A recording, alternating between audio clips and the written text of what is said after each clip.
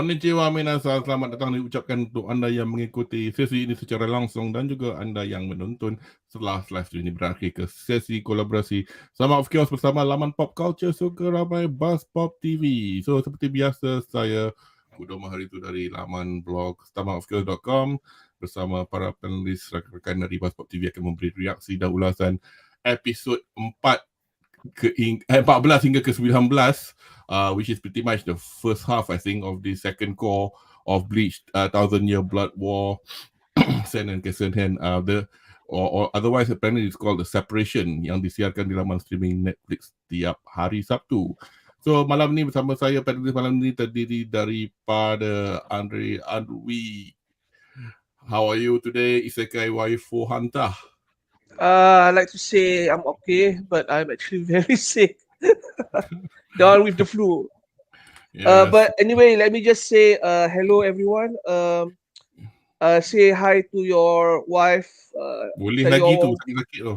Tell your mom I'll be late home tonight, and your sisters and wife that I want my trap full. Get my money ready.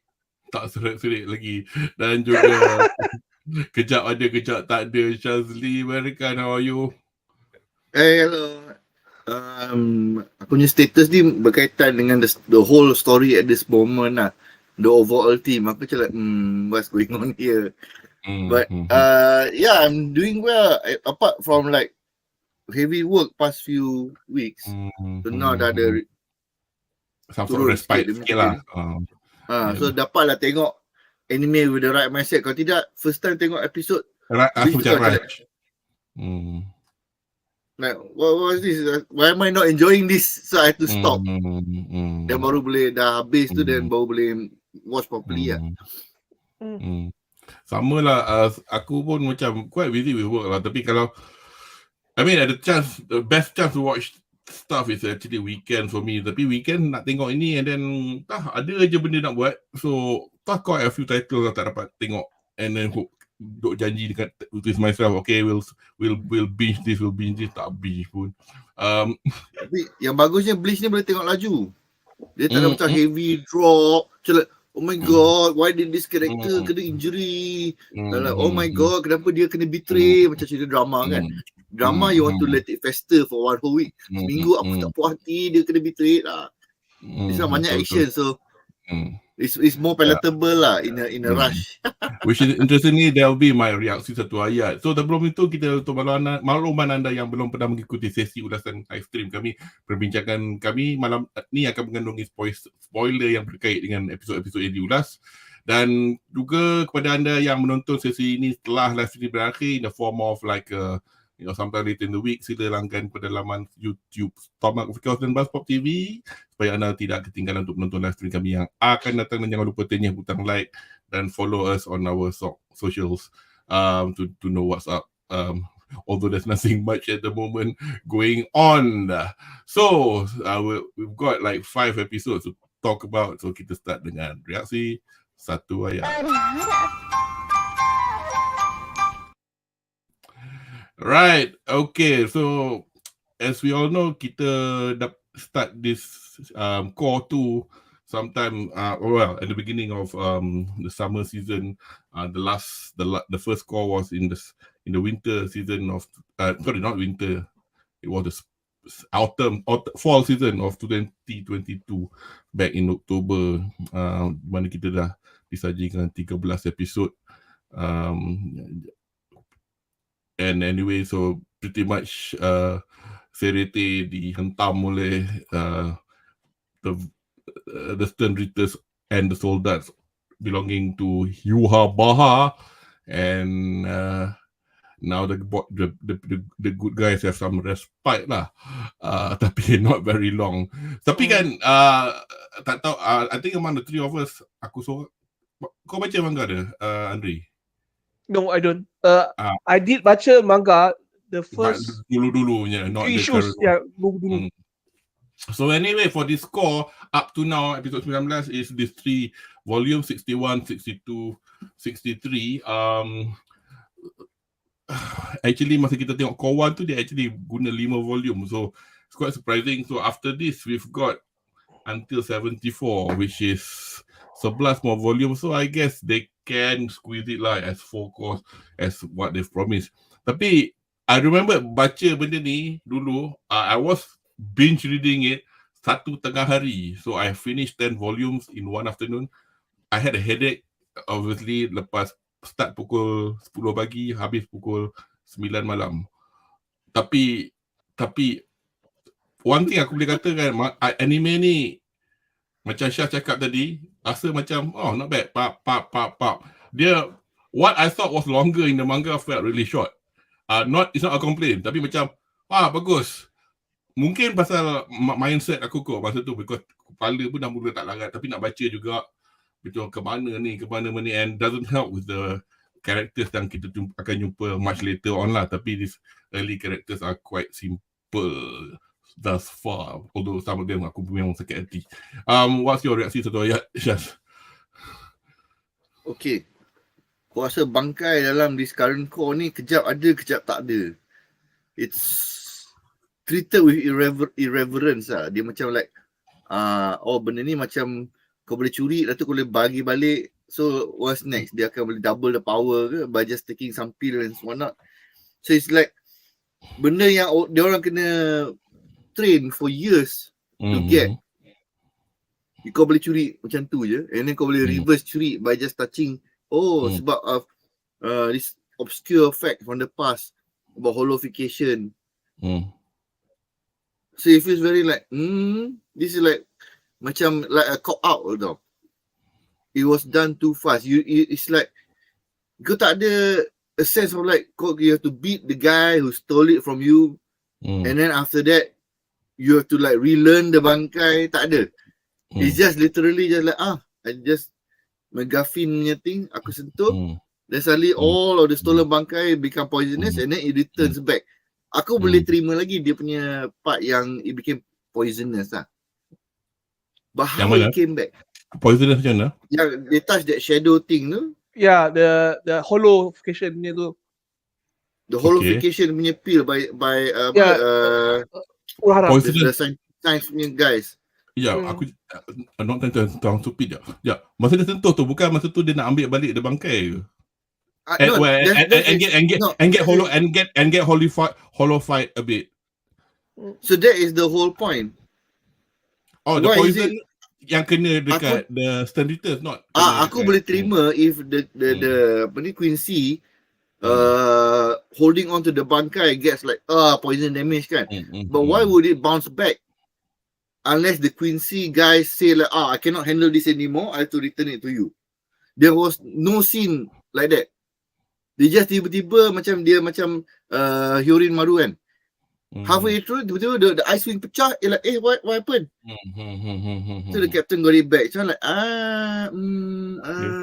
Aku biasalah, aku punya role as the bleach apologist. Untuk aku, bila dah the poison, dia macam buang balik because the bangkai isn't just some sort of free floating power. The bangkai knows the previous owner. It'll go back. Because previously, it was something that you had to train. It was an ability that you grew. So for you to be able to pluck it out, tu dah satu issue. Then after that, for it to return back to you without the pencuri, like tiba-tiba like, I cannot handle this anymore. Like the robotic guy macam dia tak bagi pun. Dia tiba-tiba tu, why do you have the power? Kenapa kau ada roket besar tu? Pasal apa tahu? I mean, aku punya pemahaman pula, memang it took years for them to learn to get to know the bangkai. But bangkai tu dah kenal, tak ada sebab dia nak lupakan kau. Macam tu je lah. Macam kau punya saudara, katalah your close relative kena kidnap, kau dapat balik, takkan ada suddenly you have to start learning to know your, I don't know, your loved ones again, as if the person doesn't know you. That's how I see it lah. But I understand lah, it does feel like a quick thing. Tapi considering in the balance, looking at the greater scheme of things, if they don't sort out, I mean, personally, aku ada issue lebih daripada kesenangan dia dapat bangkai tu. There's another issue that came from that, which makes it a bit, but we'll go to that in a bit. Anyway, go to Anri first. Yeah. Okay, I had a lot of issues with these previous episodes lah, basically. One of the things that I noticed kan is, okay, when I said the second quarter start kan, I said it was very interesting, things are picked up, things are more macam high risk, high stakes. And then for some reason kan, this episode yang kita tengok baru ni kan, everything looks more or less the same like the previous Bleach tau. Before the 1,000-year war period tau. We see a lot of things yang more of the same thing lah. We see characters kan, they're like the same mold. They recycle. For example, you see one character namanya apa? Blazby, something like that. Buzzby. He like the Renji Abarai of the Quincy. Is that what you're trying to say? He looks like the Renji Abarai. And he also looks like Grimjaw. Dia punya perangai macam Grimjaw. He's like, bila Uchi apa nama tu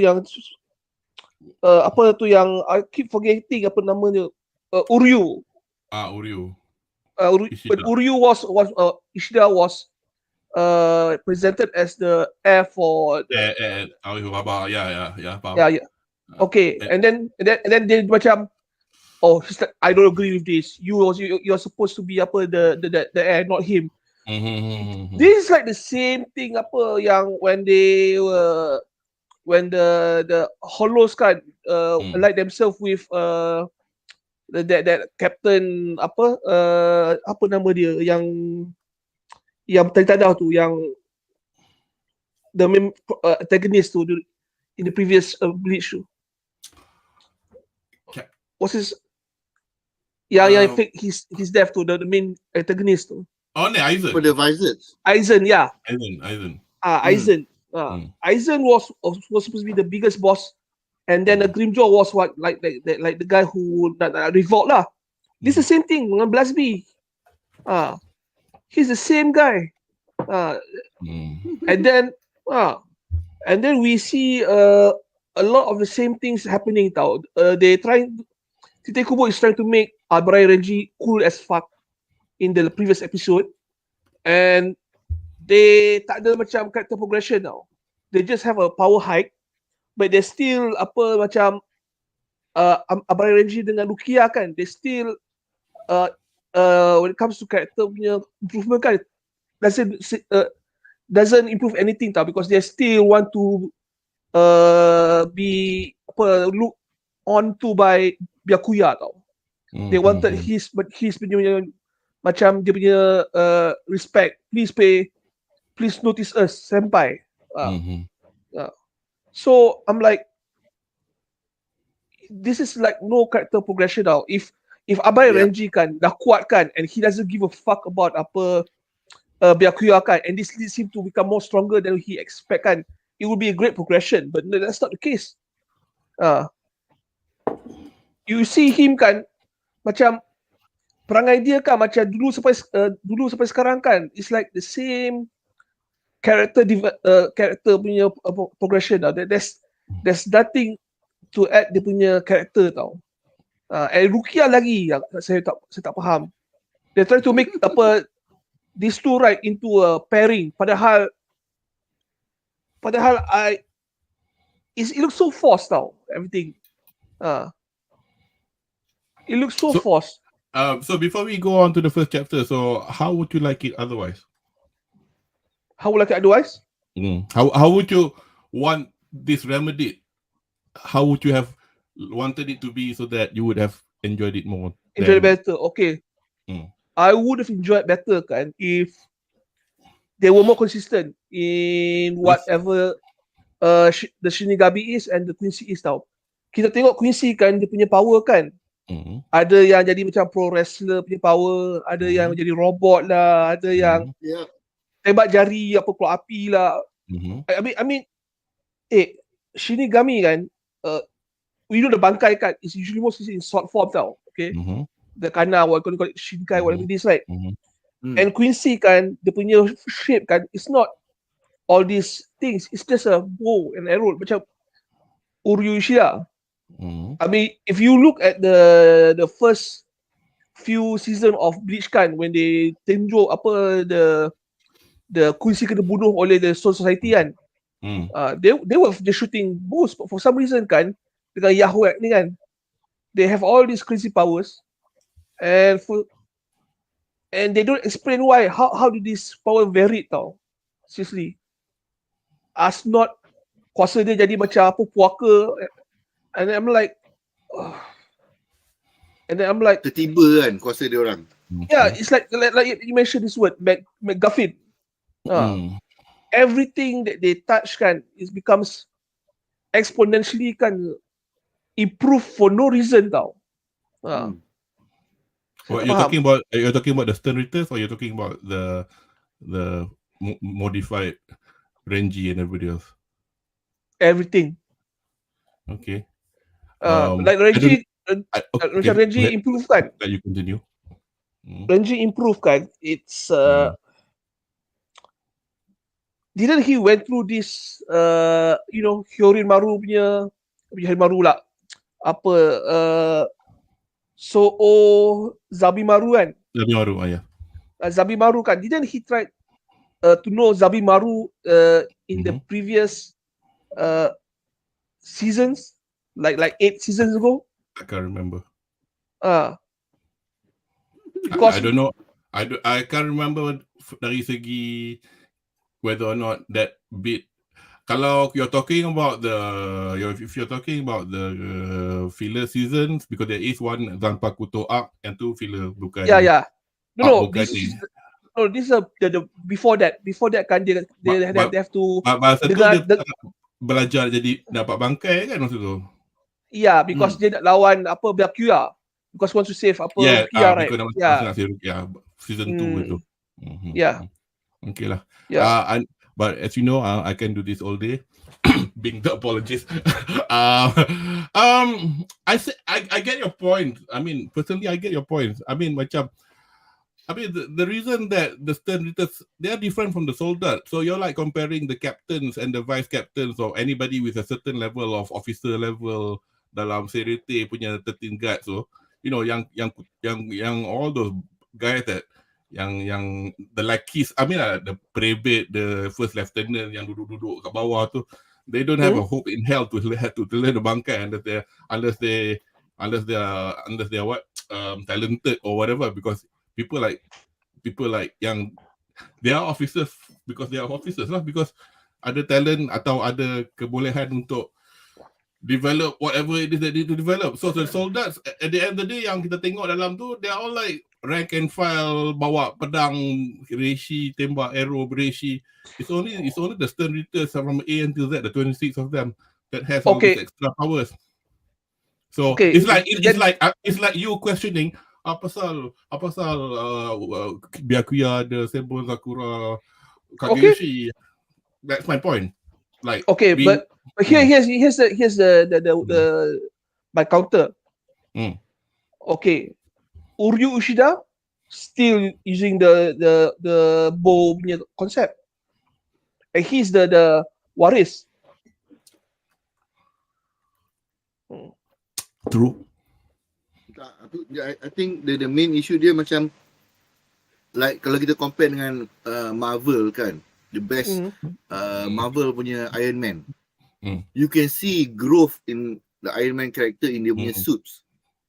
Mula-mula dia sampai ke space, the suit frosted, and then he crashed, then he had internal heating or something. Then over time it became dia ada electricity resistance sebab Iron Man tu dia lawan a guy with resistance, so that kind of thing.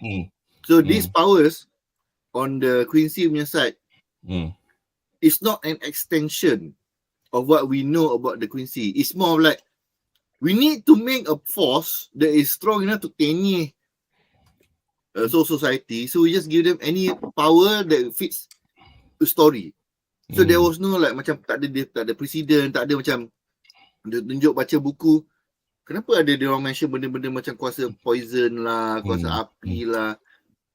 Wouldn't that make them like a good force to fight alongside the Soul Society, to complement So society yang guna pedang. So now the Quincy have long range magic and whatnot. Tak ada. It's like, surprise, I need a poison guy who has fear to show Rukia overcoming dia punya fear. Okay, done. We need a wrestler because I think wrestlers are cool. Done.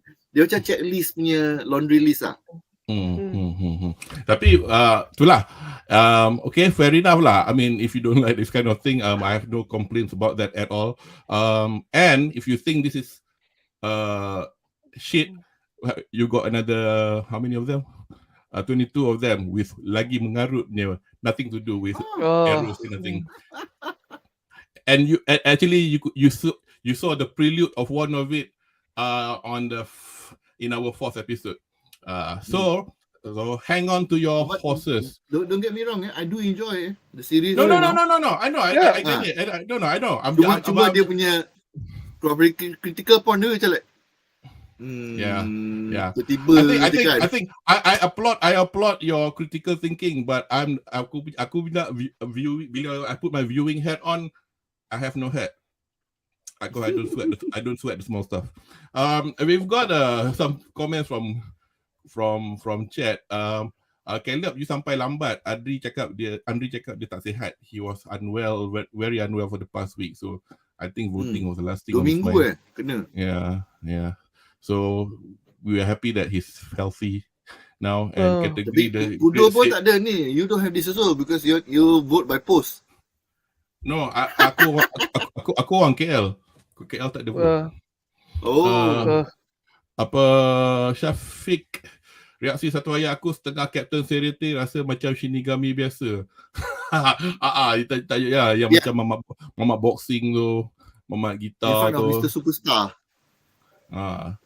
Actually Mr. Superstar tu antara cerita aku paling benci. Aku masa aku baca tu, I hated him.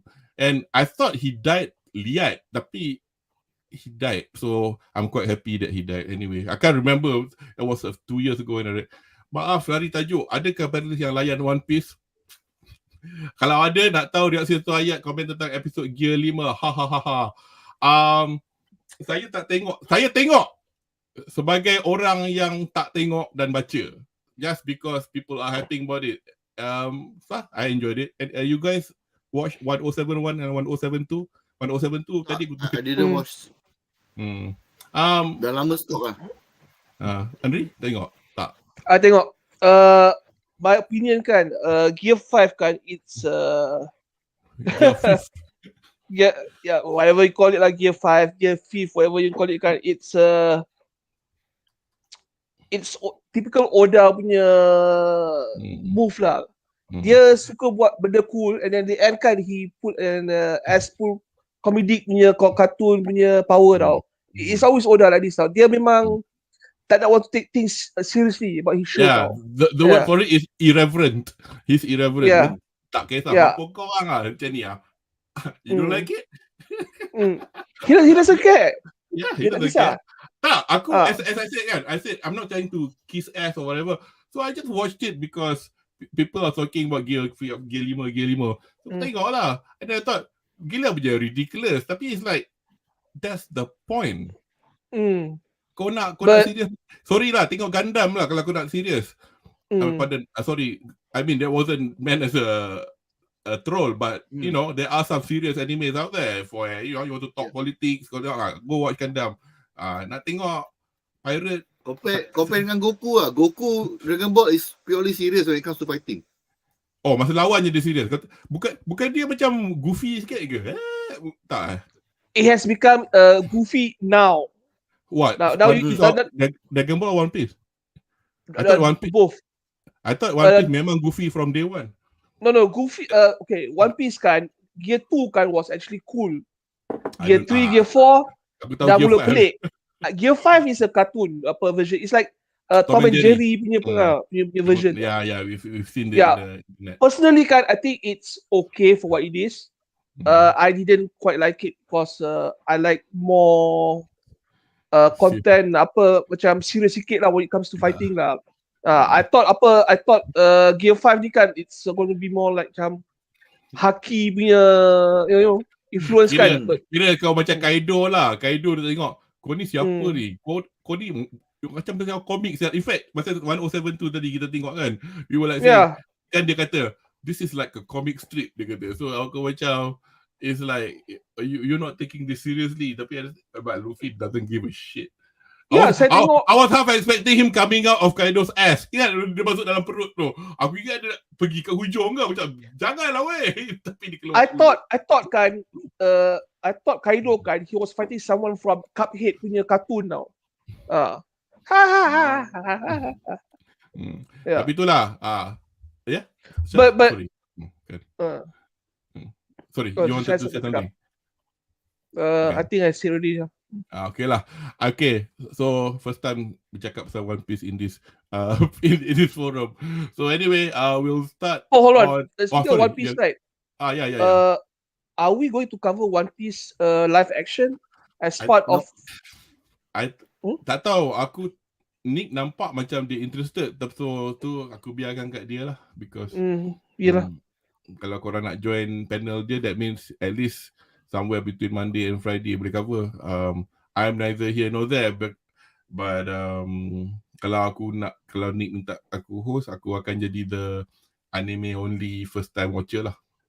I mean anime only pula, live action only first time. Live action. Apa ni? Oh, cantik sial. Orang lain semua duk maki aku. Apa okey apa? Tak adalah. Well, that's what I'm doing with Bleach. Anyway, so we're going to our first episode of this call, which is episode 14. Right, episode 14. The last 9 days is based on that little poem that was in the diary or whatever lah. Yang pretty much it took him 900 years to come back and blah blah blah blah up to 9 days. And then itulah. So aku tak ada soalan sangat, tapi kita whatever it is, this is basically the point that ada dalam episode ni was basically the 9 days before the reappearance of Yhwach and the Stern Ritters back in Serete. The appearance of Urio Ishida, the Vandenreich, just to remind myself, and also we've got the issue of not issue lah, but kita nampak a few Easter eggs lah of the bukanlah nationwide, but I say universe-wide activity nak get things into gear to fight the Quincy's, which involves the Vizards, involves the Arankas, involves tengok lagi. Anyway, dan sebagainya. In fact, they've got the apa nama mamat yang half, mungkin it's not the last season before 1000 Year Blood Arc tu, how Ichigo got his power back though. Those bunch of people, I can't believe I fucking forgot the name. The Vizards. No. Vizards ada modification. Yang mamat, nama mamat yang in the end dia gang dia ada budak. Ya. Rambut purple yang nanti will come back to me lah. So anybody in chat, please. Aku memalukan diri aku.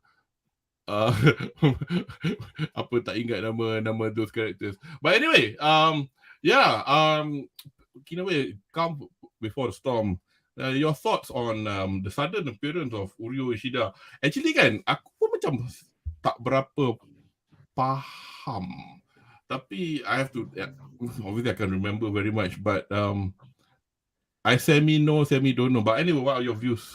Siapa nak start dulu about him coming over towards the Stern Ritter side? They just try to make Urio Ishida cool again. They try to force him down our throats lah, as some sort of badass lah. Okay, the fall to Ichigo lah. Ichigo is the main character for this whole show, this whole IP. And they trying to make Ishida right macam dia punya Sasuke lah, dia punya kawan, but they are destined to be enemies in one form or the other lah. For some reason kan. I see that point, but I would like to see how, in what way. I mean, kalau nak buat macam tu kan, mestilah kena ada sejarah sikit. Dia nak patut isikan atau create from scratch ke apa. Tapi I'm trying to remember, because dia tak tunjuk sangat tahu apa was written in the diary. To make there's so much. I can't recall much from the diary, but Uryu Ishida, right? He found out kan how dia punya mother died, right? Okay, and we all know kan, just for the sake of progression kan, even tak perlu correct dalam sangat kan, we all know Yahweh kan is responsible for the death of Ishida punya mother. Australian dia buat that thing where dia macam he did a Thanos lah. He took apa dia punya life force kan. Because for some reason kan, all the Quincy punya roh kan is connected to Yahweh. Tu we know lah. We know. And for some reason kan, Uryu Ishida kan doesn't blame him. Itu aku heran juga. Tapi anyway. It's like a plot device kan, that's too convenient apa to be used at this point lah. Okay, if I were Uryu Ishida, right, I would probably try to find a way to fuck with Yahweh at one point of time tau, and Yahweh probably knows this lah, but for some reason kan, they all just playing around for the sake of plot, and I think this is like macam almost lazy writing at this point tau. I mean, I'm not surprised with you saying that pun. I'm not gonna argue much with you. Shaz, ada apa-apa nak tambah to this point yang Anri just made? There's 2 points. First, aku nak cakap pasal this scene tu. It's like wow, so unexpected kan. Yang Roman tu. Dia macam like you handsome man, come to my room later. Macam like handsome man. One times are coming, right? Right to the scene. Whoa. One is a waste of assets. Kedua, bila dia kena cut in half, dia tak jadi aura go back to Yahweh, which is shown later on kan. All Quincy mati, aura goes back to him. Macam like I suppose at that point dia tak nak macam it's not a plot exposition yet lah kot. Itulah. But then we saw later on that dia kuat tapi tak adalah kuat sangat. So macam like it was a significant a signal of the fact that there is no proper power balance tau dalam this finale punya 4 cores ni. Kalau you compare contoh macam One Piece or Dragon Ball, when you have people who are the highest power levels, kau tak boleh tiba-tiba datang usuk boleh outpower him, outsmart him boleh, but it's not a direct power punya fight lah. So sekarang ni there is no established rankings of power levels dalam core. Depending on the viewer, that might be a good or a bad thing. Setengah orang suka establish like me, okay, kau ni group S punya tier, this one A punya tier, B and C tier macam ni. Some people macam like, that is so done to death, I don't like that kind of power level punya establishment. So that is something that has been shown to be consistent throughout the show lah. There is no, kau tak boleh nak predict siapa kuat siapa tak, especially macam contoh macam the fight superstar punya villain tu kan, like you just do not know, do you want to go here or do you go there. Tiba-tiba captain kena bahan, and then the non-captain, because he has a name that we recognize from season 1 or season berapa, dari dulu lagi member lama, so he can just tapau the villain. So tapi tak apa, that criticism aside, Ishida Uryu ni, I feel like is a character that was meant to be a stronger balance to Ichigo masa dulu. When I was watching, I read the manga up to a point. The earlier season episodes. Yeah, so during that time you had the adventures of the 5 budak sekolah ni lah.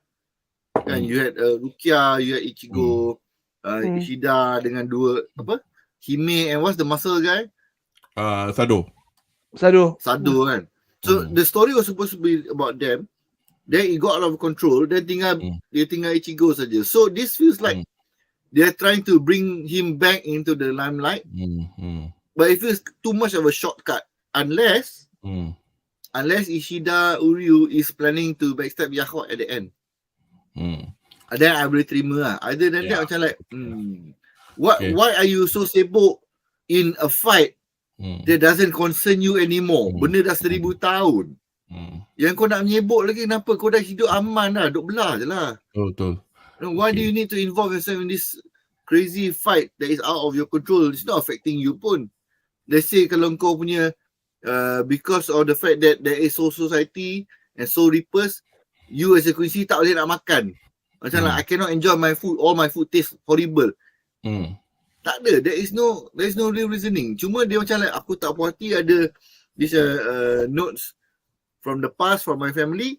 So therefore I must join this whatever unknown superpower society which will ultimately pun aku pun tak tahu bagus ke tak. Apa? Because he is supposed to be upright punya character. Tak pernah lambat sekolah, rajin belajar and all that kind of thing kan. So for him to join a group for no reason without doing proper research, it feels very no, it doesn't feel like I know what you're getting at.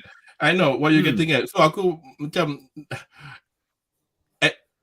as I said before, aku kan the so-called bleach apologist, but you are right in the sense that masa Kubo Taito tulis benda ni, it was pretty much at the heel of the time when he was pressured to do the manga cepat-cepat, anti anime catch up, blah blah blah kan. And then they stopped making the anime. So he kept making the manga. So whether or not masa tu kepala dia, head space dia macam still macam screwed up ke apa, and whether he knew okay I have to finish the story, and then if it's just unfortunate that he had to finish the story in the kind of way that too much mirroring what he has done before, which is what Anri has pointed out. So so sometimes when that happens, dia macam pasal apa tau, wearing memang kita ada 2 more course, and then this is like a lot of volume. Masa aku baca tu, it was one of those things where good, there is a finishing to this overall arcing story of Ichigo and his 7 powers or whatever, how many it is that he has. Tapi macam in the between itu aku rasa lah, untuk personal feeling aku tak adalah macam puji 100%, tapi it's like there's too much going on. The fact that he has this 26 Stern Ritter dia ada 26.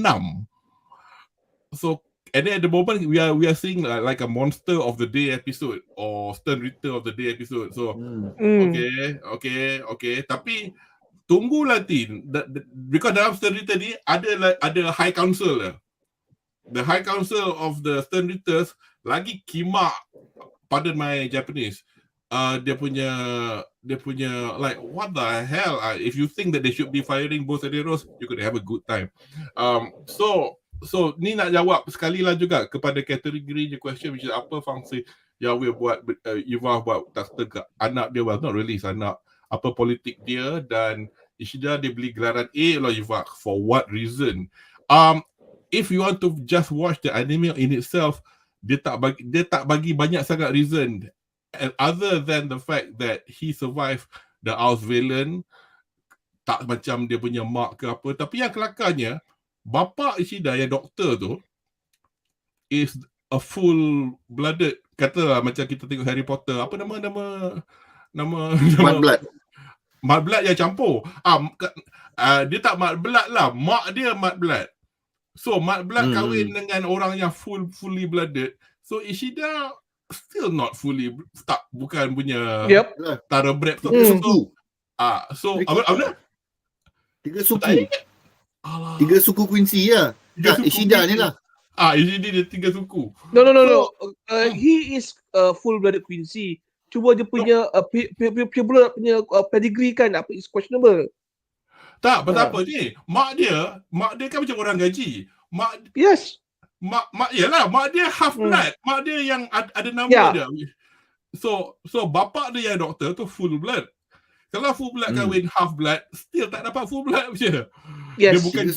Dia bukan gahara penuh. So betul lah apa cakap 3 suku. So so the Yahuha punya explanation was engkau survive, ada sebab dia survive. This will be explained later unfortunately. So saya kena mengaku saya tak ingat, tapi ada sebab dia. Because lepas ni kita nak tengok dia nak reveal lagi tau Yuha Bahar ni datang dari mana. Walaupun dalam episod pertama ni ada adegan yang nampak sperm berbagai jadah semua tu kan. So which is the starting point of his origin. Origin story dia akan mungkin dicerita dekat season 3 tapi it's a bit later. It is. Nak tengok. I imagine tau apa, this is my story and then apa ada satu sperma. Ada starting dia sperm. What a beginning of a story. Tapi aku tu lah macam tengok, oi. So tu dah tak ada sperm dah. And then lagi tu, kenapakah Yuha Bahar tak ambil bapa Uri? That's the point lagi satu. Jadi exactly. orang dari ambil si Uri ni. Betul. Dalam cerita ni, bapa dia tak ambil pot pun. Yes. The itu father kan. Aku mengaku. Ini plot hole. The father, the channel paling ideal now. Okay, the father. He's pure blooded. And he's competent. Then Uryu. And tak tahu lah. I don't think bapak dia dah mati by this point of the story. Tak. Because banyak plot hole. Because Yuha Bahar is supposed to be the know-all, tapi at the moment we do not know that yet. So if he knows everything, katalah macam Shazli's point, ni Nashu nak tikam belakang lah. I know already. Betul kan? Tak tahu. Tapi itu aku agree. This is the plot hole. Asal tak ambil bapak dia. Yalah, bapak dia bengang dengan ni society. Bapak Uri suka lepak dengan bapak Ichigo.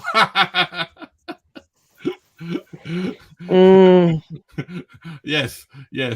Anyway, okay, the next point in this episode was also the famous Mamat Koyak though, which is there was no reason for that to happen, but they did. Mamat Koyak. Mamat yang Koyak 2 tu, yang you come to my room. Dah lah, I feel upset today.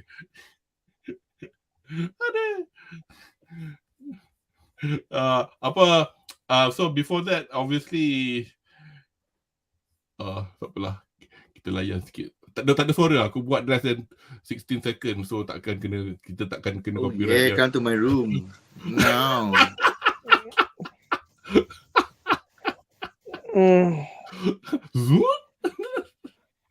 Tapi dia ni kan, dia kuat. Tapi tak apalah. Bambi. Because Bambi atau Buster Bean nama dia.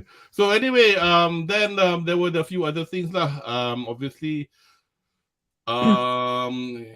Urahara tengah minta tolong. Obviously, you can see from the I'm getting better at pointing now. From the remnant of the Visas in Kurakara Town, and Captain kita pergi jumpa kawan-kawan Ichigo kat sekolah, kata nak kata tak kata sekarang, tapi quite sedih kat part tu, tapi at least dia kata tak sure lagi. Tapi kemungkinan So have you got any comments on the revival of, okay, other than Ichigo that we know he's got now 2 tanpa kutus blah blah, but we've got sorry lah, sedikit gelap yang Renji dengan siapa tu? Rukia tengah train. Aku tak ingat Rukia dengan Renji kena belasah dengan siapa dalam first score itu, yang sampai diorang setengah mati. Tak ingat. Dengan siapa? Because abang Rukia Byakuya kena dengan Asnot tu, yang sampai tapi I can't remember who demolished them, but so unfortunately lah, as much as Anri has pointed out that kita tak nampak any development nampak terlalu cepat, because aku rasa juga terlalu banyak benda nak tunjuk, because aku tak nak spend 3 episod nak tengok diorang duduk dalam gelap lawan kayu, nak tengok suddenly aku kenal ni, and then mamak janggut tu kata aku namakan semua benda, so tu pasal kau tak kenal ni. Okay, fair enough.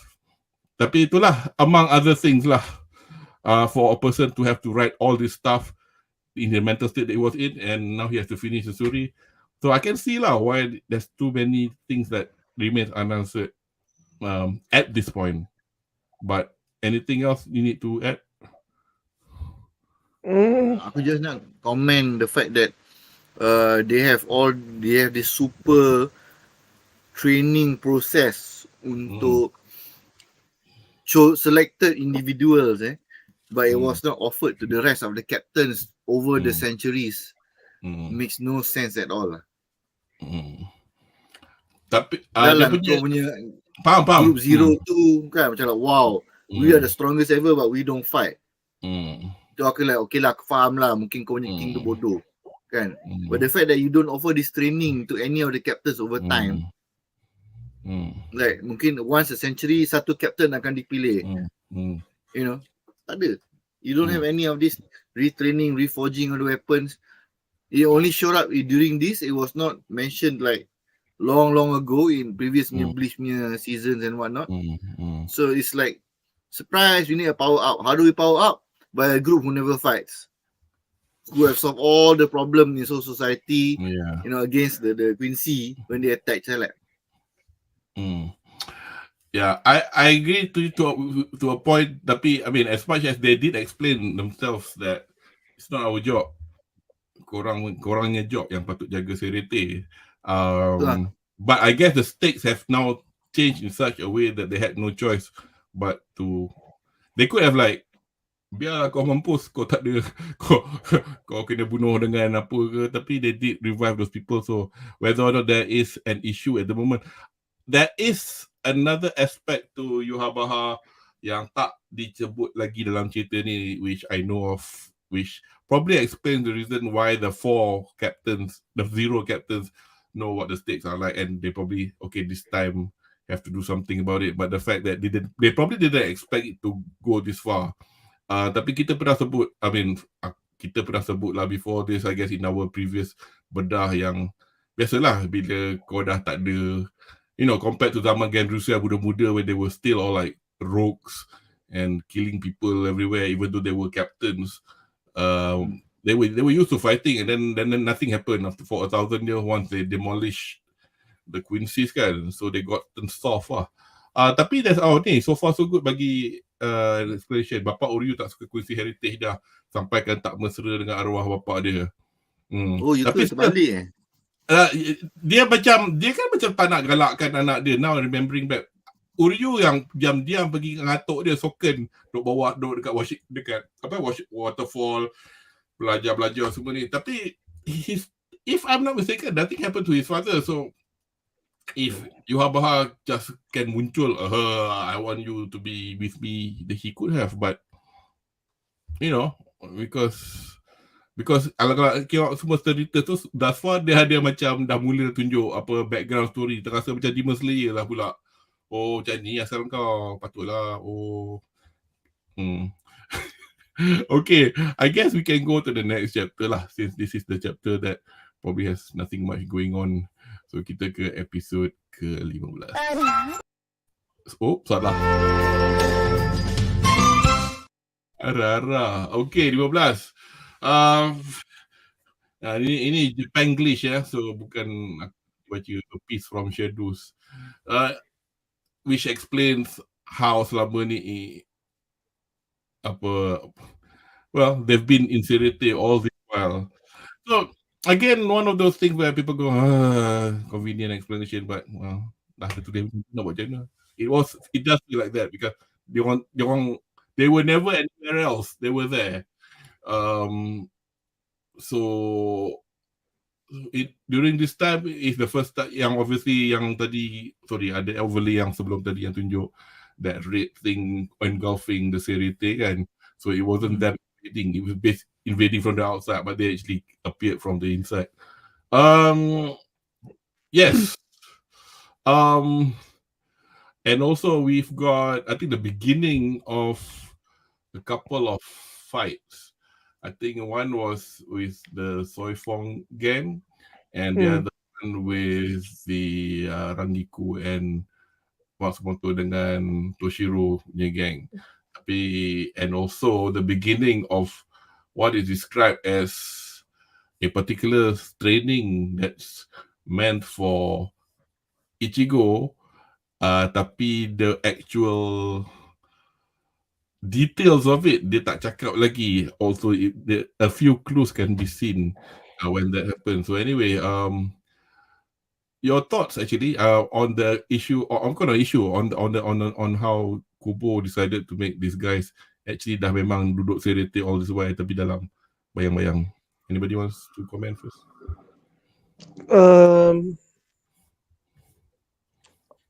Okay, I'm still not 100% sure how they managed to get the Quincy to actually exist within the world between shadows, dekat apa, Soul Society. Because I thought Soul Society itself is like a control pocket dimension kan that are controlled by the Shinigami tau. So for them to have no control over hidden pocket apa that existed within their own hidden pocket kan apa, it seems a bit macam another MacGuffin lah, for the sake of plot lah. I just like the fact that apa nama that guy tu yang captain yang scientist tu Korosuchi apa Mayuri ya. Korosuchi. Yeah. I just like dia punya outfit lah. Masa dia sedarkan apa the dia tak ada shadow apa, kan. Google shadow kan. Dia pakai apa baju neon macam matahari tau. I'm like baju lip lock. I always hated him kan during the previous season kan. Now aku tengok dia kan, he's like the biggest troll apa in the whole society tau. Oh yeah, troll sel. He does despicable things actually. He does nothing you will see he'll think that he will do, but at the same time dia pun ada heart. So kau macam dia ni apa sebenarnya, but anyway. Dia ni kan macam I like him because he doesn't give a fuck tau. Okay. He doesn't speak his mind tau. Apa he speaks his mind but he doesn't be honest about tau. Masa dia punya when dia punya leader apa Gen Yusai mati kan. Okay. I know he's upset but he didn't actually put it out in open that much tau. Yes. Right. Even sekarang kan banyak dia punya comrade mati kan. He doesn't give a fuck. Yeah. Oh, only 3% apa survive. How pathetic. Okay, I'm like okay. He means it. Betul. Dia tak peduli tau. Betul. Yeah. But he is actually a character wise kind the most solid tau. He is practical tau. Okay. So I appreciate dia punya character kan as the guy who the most heartless but yet also the most funny tau. He makes the whole scene kan, whether you'll be attacked by the Quincy atau try to survive apa society kan, he makes it the most relevant tau. Okay. He's having a good time whether he dies or not kan, tengok whether orang lain mati ke tak dah. He's dressed up like apa bunga matahari tau apa. It's funny as hell. Shaz, you got any comments on this? Kadang-kadang aku rasa macam this captain kan is a representation of the smart viewer asking questions. So Kubo might have been self-aware. Dia banyak soalan kan. Okay, aku buat satu karakter ni, dia akan tanya soalan-soalan korang. Dah dia orang keluar shadow, kenapa tak ada lampu? Ambil kau mamat lampu keluar. The whole lab is full. Aku sendiri bright with light. Mari. So memang I agree he's a funny character. Although he's a very, dia tak peduli about apa any character, any person in your life, but as a captain his different way of thinking is what makes him to be a good character in terms of providing scientific punya ni lah, research and information. Kalau semua Kenpachi Kenpachi punya style of fighting and thinking mati lah, so society will collapse lah because there's no thinker, there's no researcher, there's no stealth punya types. You will die. Itulah. Dia punya shadows ni, aku fikir juga apa benda dia punya shadows ni kan. I'm not sure if it matters. No, let me rephrase that. I don't think that the Quincy's are living in Serete punya shadow specifically. They live in their own pocket shadow dimension. And they Yes. travel using shadow magic. So when they put yang dome merah tu, it just darkens the whole Serete punya location. So then there's shadows everywhere. So they can come out in any location they want. So living among Serete tu aku rasa macam is a bit rich lah. It could just be them, you know. Inilah kita ni miskin gila kan, blah blah blah. But you are comparing to Trump. Kau pun makan steak juga. Yes, you seem poor when you compare to a different status. But that's the kind of apa ni, emotion that I feel that they're saying, oh selama ni kita hidup dalam shadow. That's more like a metaphor to me. I was just about to say that you said it was a metaphor, but apparently that's also just it was also a literal thing. But the word Vandenrijk actually, just looking at Google Translate here, it just means invisible empire. So it didn't say much anything else about how they've lived in the shadow for 1,000 years.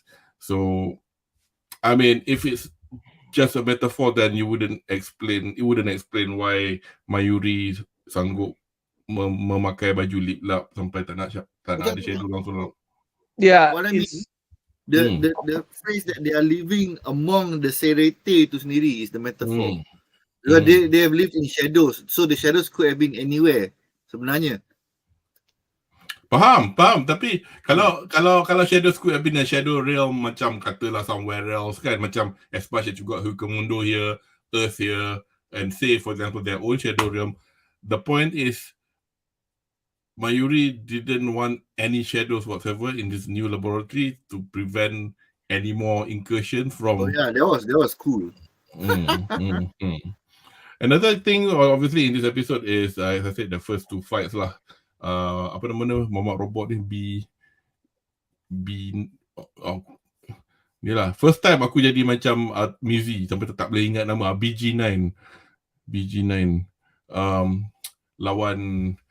Lawan siapa? Soifon dengan left vice captain yang, I mean, a lot of people say that because the vice captain has always been for Soifon lah, has always been like what looks like comic relief and memang. So memang orang tak respect dia langsung lah. Tapi actually, as if I'm not mistaken, this is not a spoiler because we've seen it already, but the bit where BG9 attack apa nama vice captain dia ni. Tapi kalau kita nak cakap I was slightly disappointed in the Soifon punya fight. I mean, I love seeing Soifon fight, but I wish they went back to her roots in the sense that they, because dia kan macam stealth punya star captain kan. It would have been kind of cool to, like, you know, fight this robot who cannot detect her. Actually, like, why am I getting injured from here, from there? Like, mana kau? This would have been the perfect scenario because her bangkai got stolen. And the fact that, you know, recovering from injury and whatnot, this would have been a great time for Kubo to write the story such that dia fight from the shadows as well. So macam like, oh baru kau faham, kau ingat kau seorang je from the shadows kan. I've been doing this since like aku first jadi lieutenant or whatnot, fighting from the shadows as a staff punya operative. I don't need my bangkai to be a winner. Oh, that would have been so classic lah. But I guess it was a missed opportunity lah sebab dia fight straight face on. Lupa nak tarik muka kau kat tengah. Sorry. Tak, aku tengah cari ni because tak salah aku masa BG9 lawan lawan Gondawara tu kan ada adik dia kan. Ya, adik. If I'm not adik tu. mistaken, if I'm not mistaken, I think the adik got killed. I think. Tapi in the manga, aku tengah cari, aku tengah tengok bawah dia. Tapi there was a picture where there was like basically one of the lancers ke atas and the kid was up there. So tapi dalam anime, one of the reasons people were saying probably they wanted to do that is because to actually give him some sort of tunjuklah dia ni tak adalah sebodoh mana kita tengok selama this past 12 seasons. Ya lama nak dapat redeeming point. Tapi if I do find it, sanitize the fact ada kategori cakap dalam manga kena cucuk. Aku tengah cari apa macam tak jumpa dalam dia cucuk mati terus je. If I'm not mistaken, dia cucuk mati. So I'll confirm. Tak best lah juga ada budak kan macam, tapi yalah biji ni peduli apa dia. Anyway, so that was that one, and then ni belum lagi kan, ni belum fundamental rule. So this is the first bit of the fight. So obviously Piang mampus kena, tapi yang lagi tu the other fight Rangiku dengan this was a bit thoughts please. This fight was actually I got a bit annoyed with BUZZPOPTV lah juga dari segi macam you're right lah, dengan dia punya perangai yang macam another Renji, but macam Rangiku lah, sial, why you did my girl so bad.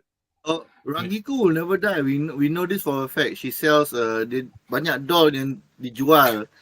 So as a character dia tak boleh dilepuskan. Dimatikan. Tak boleh. Tak boleh. Anri, what do you thought? Rangiku will not die because for her to die, I think they Tekubo sanggup bunuh Rukia dulu tau. Anri hantar email, can you not kill that one?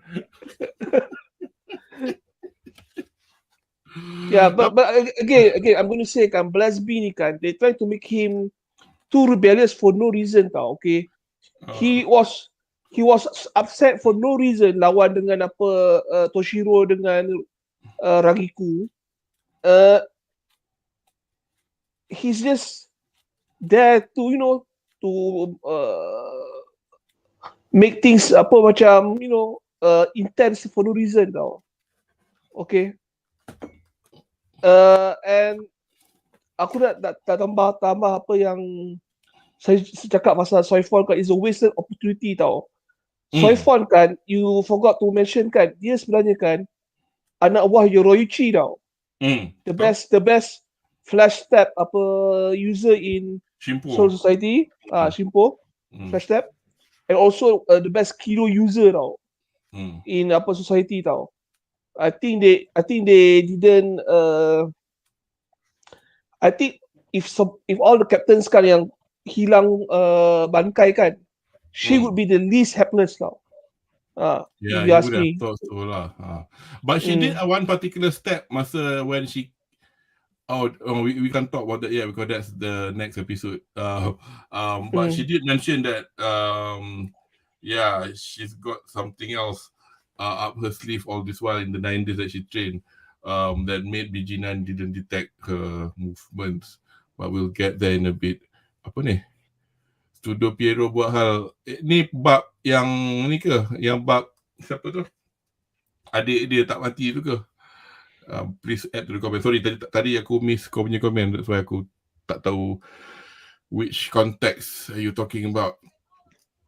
So anyway, the last panel. God. Anyway, you know which one, the green one. Does anybody know what that is?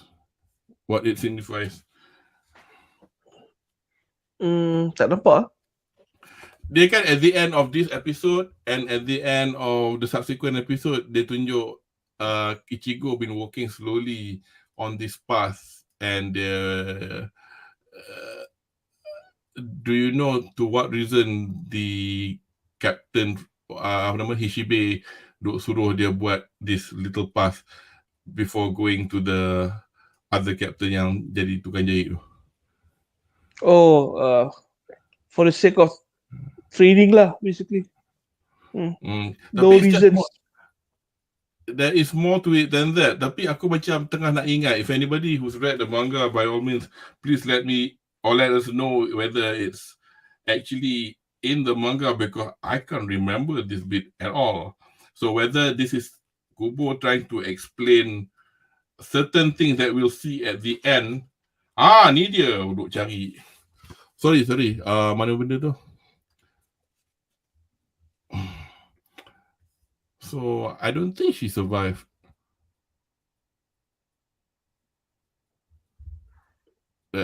Wow. Wow. I actually prefer this than the anime. Tapi itulah. I think because for emotional depth, probably that would have worked better. But untuk aku pun, her death doesn't mean anything but more than anything else. Basically, this little path is now what the long and short of it is. This is just outside Hishibe's palace. So obviously dekat the Ryokyu punya. Ryokyu is pretty much where the Soul King lives and surrounded by the four captains. So between dia nak pergi tu, dia kena jalan pass ni. Not everybody gets to walk on this path. It is implied that if he survives this path, he will be bestowed with something. So aku tengah betul-betul tak ingat this was in the manga at all, but mungkin whether this is going to explain a possible S-pool that you will see later on in the subsequent episodes later in this core dan seterusnya. But nak cakap ni will be enough, because at the moment, nantilah kita cakap benda ni nanti bila sampai episod yang apa, Oh, that's good. So far so good juga. It's anime only scene. Good, thank you for letting us know that. So at least kita tahulah yang sebab dia kita tak nampak.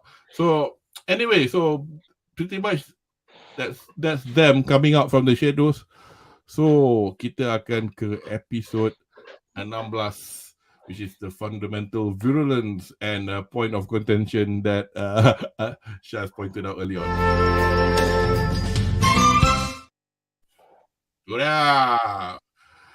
Urahara hasilkan pil cikit teon untuk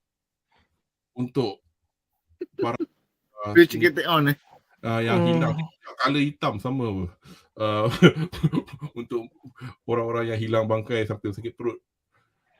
So pil cikit teon ni korang boleh makan tak? Aku tak reti dah makan dia. Aku rasa macam makan gunpowder. Pil cikit teon it's normal for me. Aku dari kecil pernah ambil benda tu. Yeah, I don't mind the taste. It's the fact that because my father, you say bro, no. How the hell am I supposed? I thought they dissolve. Dia tak dissolve. Aku macam, how the hell am I supposed to swallow this? But anyway, that's no wonder my bangkai doesn't come back. So basically, the long and short of this is the episode. Bak kata Ben Uncle rage against the machine. We got to take the power back. So we're dealing with that bit. Shaz ada isu pasal senang je kau dapat balik, tapi aku ada isu lain. Apa yang jadi lepas tu? So episode ni kita tunjuk yang obviously here we got the Shaz tadi tunjuk Toshiro touching the ticket. Yang ni Gondawara, he actually took the pill and baling dekat Soifon. And so basically this is the episode where they got the bangkai back, man. With the explanation that Urahara derived from his observation masa kat Huikomundo. Thoughts, anyone? Aku nak lihat yang ni. So, Baik. going back to aku punya reaksi satu ayat. Kita boleh terima that si Uruhara ni dia akan randomly come out with idea that come out from left field tau. Macam like, hey guys, I got this plot solving solution. Aku dah buat macam ni, we just need a bit more for you to do. Then you just do it, then the plot moves on. So benda ni dah consistent dengan karakter dia, kita boleh terima. So when they come out with this, kita ada magic pill, ada kaitan dengan cerita zaman-zaman dulu, previous story arcs. I love it. It was actually very nice. I was like, oh, so this clown found a way to use previous plot points. You're talking about the author or the captain? Oh, tak, the character. Oh, but it could be the author as well. Kupu pun juga, because to think whether he had thought of this arc when he was doing the Arranca arc, aku tak tahu lah. Itulah. I don't think so. But he was thinking, he's like, how do I bring back their powers? Dia mesti, aku rasa dalam dia punya overall storyline kan, aku nak bagi what would be annoying to the captains. They lose their bangkai, okay? So dia akan tulis they lose their bangkai. But dia akan fikir juga, how do I give them back the bangkai? So dia guna Uruhara as a plot device lah. So that was brilliant writing as far as concerned, to use it as the plot device to bring everything back to status quo. Menggunakan cerita point-point zaman dulu that he already wrote before. So that one aku macam like, oh, this is good shit. We're getting back bangkai. So dia bagi the pill. Okay, this is on par dengan Uruhara punya nonsense. You know? Nah, kau ambil je lah benda ni. This is my problem solving punya item. Kau pakai, all is done. But then the next part ni macam like, dia tak ada, there was no voluntary macam like, I cannot hold this power anymore, I need to let it go. Dia terkejut tu aku faham, Mamat yang pegang Hyorimaru tu kan. Macam like, apa pasal aku darah ni kalau how come I lost half the ability. That is something you can imagine that is in the process of transferring.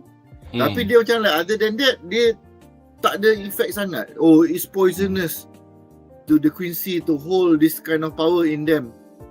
And then macam tiba-tiba Soifon dapat balik power dia. Hyorimaru dapat balik full power dia. Without the other guy macam like, tiba-tiba je aku dah hilang power ni. When Uruhara said benda tu is poisonous, it become anathema to them. Kau tak boleh pegang lama-lama. So there was no macam like, I cannot hold this power anymore, I'm sorry Yahweh, I need to get rid of it, if not aku mati. That would have been great. But macam like, this guy tiba-tiba, aku tak ada power dah, what happened? Lepas tu kena tembak roket nuclear bomb. Macam like, it felt like it was just half a step more to have been an excellent writing, to be no complaint. But itulah, the fact that they did not show them, they're like, I can't breathe with this thing in me, I cannot, I have to get rid of it. They missed that one point lah.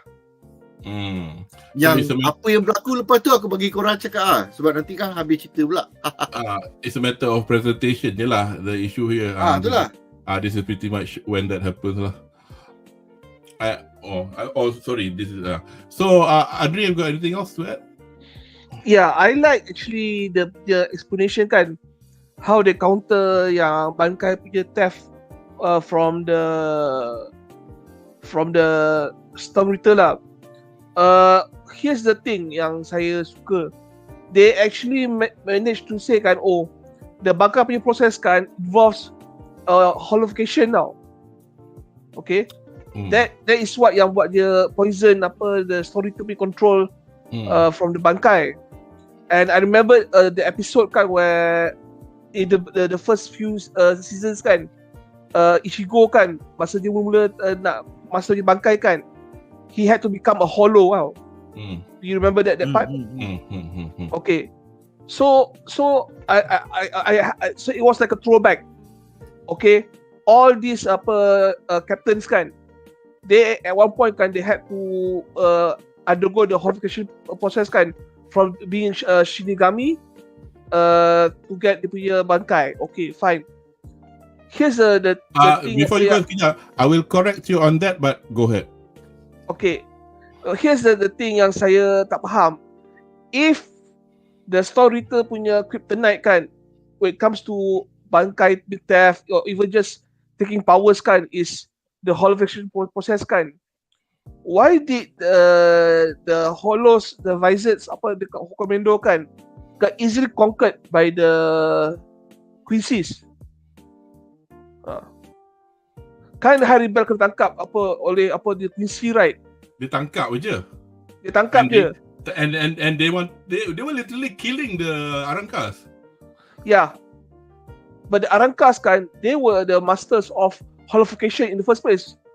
They not only rule among the holos, they also master the holification process. And for some reason, dia punya teknik semua ni kan macam tak ada counter effect dengan when they come to contact with the Quincy's tau.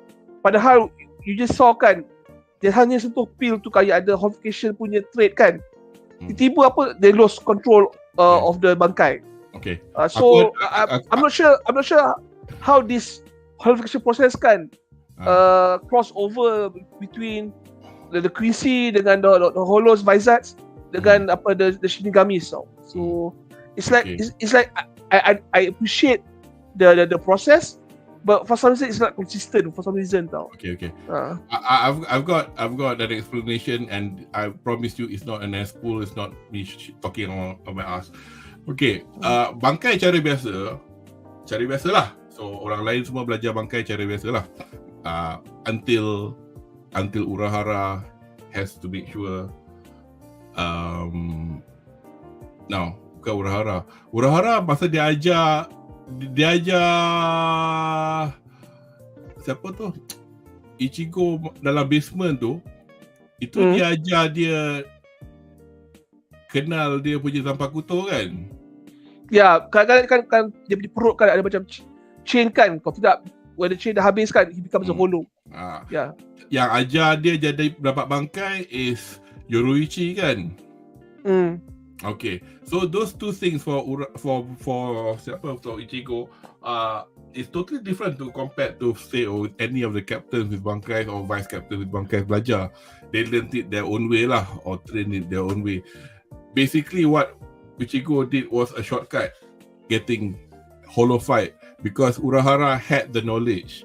Obviously, from as you know from the episode yang nama pendulum arc nama pendulum swing kepada dah the first time when Aizen macam bukan secretly dia macam trick this bunch of captains, which is including Shinji semua, they got hollow fight and then diorang kena buang daripada Serete and to live as Aizen. So those buggers, they become hollow fight for a different reason. They got hollow fight later on, but they were captains. They would have bangkais already. Kalau kau perasan ubat pil cikit ni, lepas Urahara perasan yang macam apasal dia tak ada macam sibuk sangat nak belajar the resurrection format of the Arankas, because as you say, okay, kau tengah tak faham apasal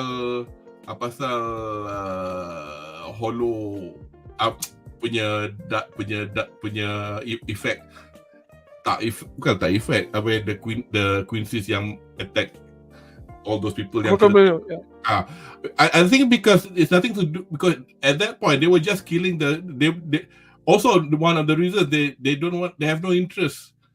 As much as they were killing hollows on planet Earth, they were like, we have no use for you. We're going to kill all of you anyway. So there was no reason for them to be poisoned. This, however, is because I've stopped this picture here for a reason. If you could see, Toshiro has a hollow mask from Hyorin Maru. This is a modified Hyorin Maru by virtue of the pil cikit on. Which is why kita boleh argue macam orang argue kalau bangkai semua ada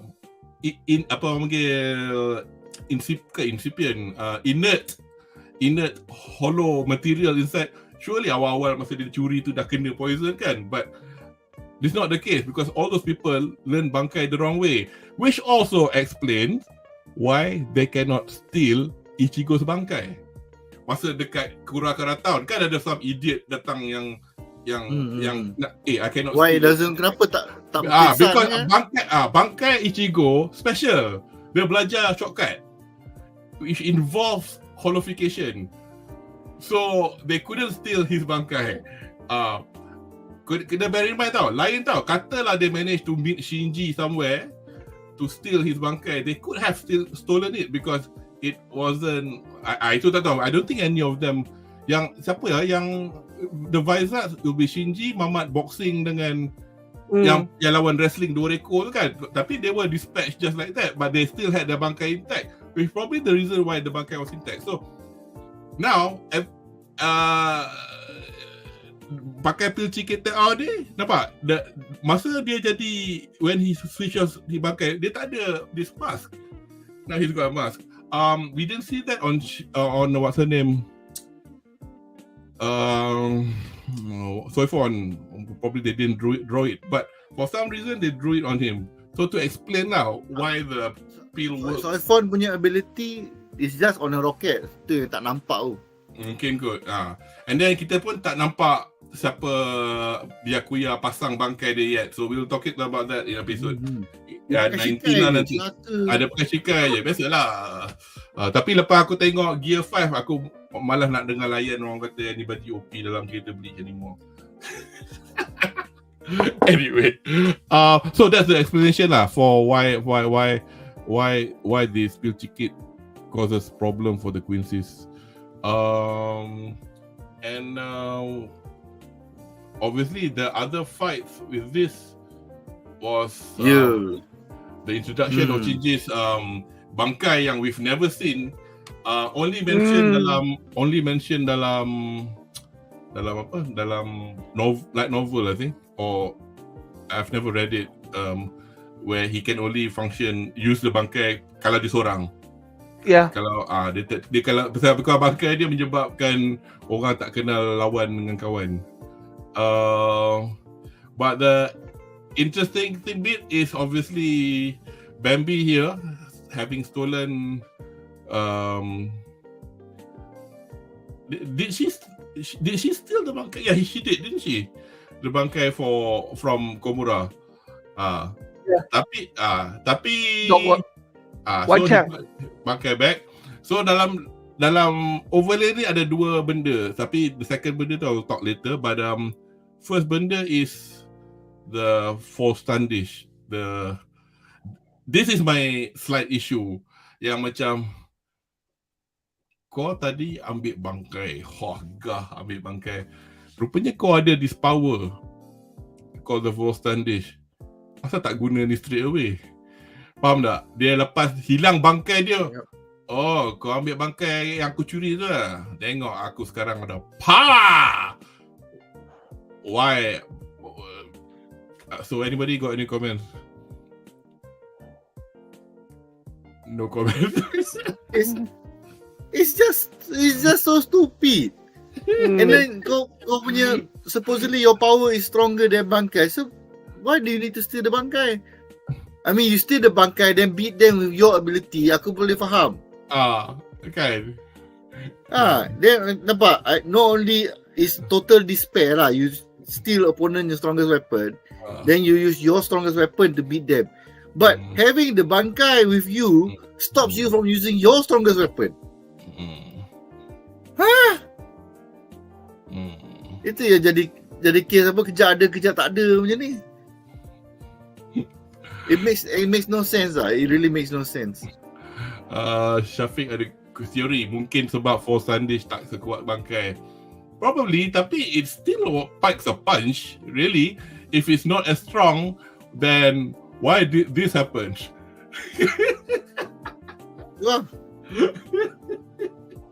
Which is episode 17. So might as well lah kita pergi. Before pergi episode 17 sekejap, one more thing.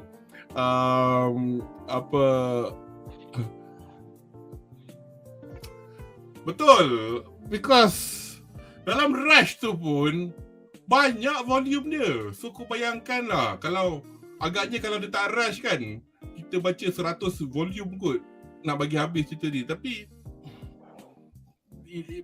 betul nampak macam rush, tapi kalau kita nak ikut biji macam manga pun jadi juga lah cerita dia. Lagi tu is the bit where the green eye is again, they are dragging this little bit at the end of each episode, this so-called mini arc, training arc for Ichigo.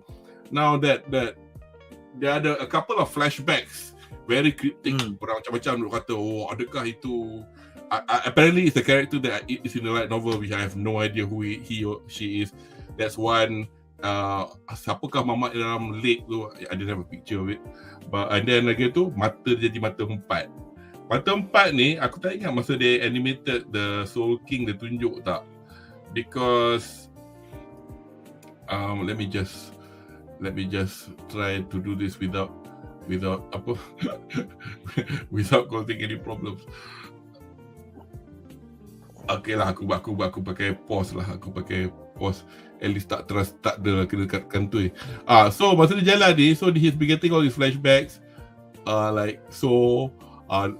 the hell is this? And then rasa macam Evangelion lah pula. Very, very like cryptic. You know, like whoever the fuck that is. And then mata jadi empat. Because kalau kita tengok pada baca manga atau masa diorang animate the Soul King at the end of the last score, aku tak ingat dia tunjuk ke tak. Because mata dia jadi empat. Okay. So dia ada empat iris. So this is not a spoiler, but because Hishibe dah cakap masa training ni, dia kata kita nak tengok whether he be a good container or whether he'll be shattered to pieces. So the hint is korang nak complain diri semua ada kan? Yes. Yelah Vaisat, yelah Reaksi, yelah apa the last Jedi, the last Vulcan, the last Prime, Vulcan, Star Trek, Star Wars, Dark Helmet. Yeah. He's the last son of Elon Drill apa Minas Tirith, whatever it is lah. Isildur. Heir of Isildur. So now he's the essence of the Soul King, or the Soul King himself, atau jelmaan atau anak dia, whatever it is lah. I'm not surprised anymore. Ya nak lawan. Oh, tapi ada sebab. Tapi benda tu manga readers will know. Although aku ingat dulu Jamal dia pernah hinted on a particular bit, but that is true as well. Tapi anyway, let's get ya. Syafiq kata Ichigo baik kan Soul King, semua benda ada. Yes, betul. Ichigo is also the last Super Saiyan, the last son of Trip-On. Gear 5. Dia gear apa? 26. Gear 6. Itulah dia super power. Anyway, let's go on to chapter 17. Heart of War.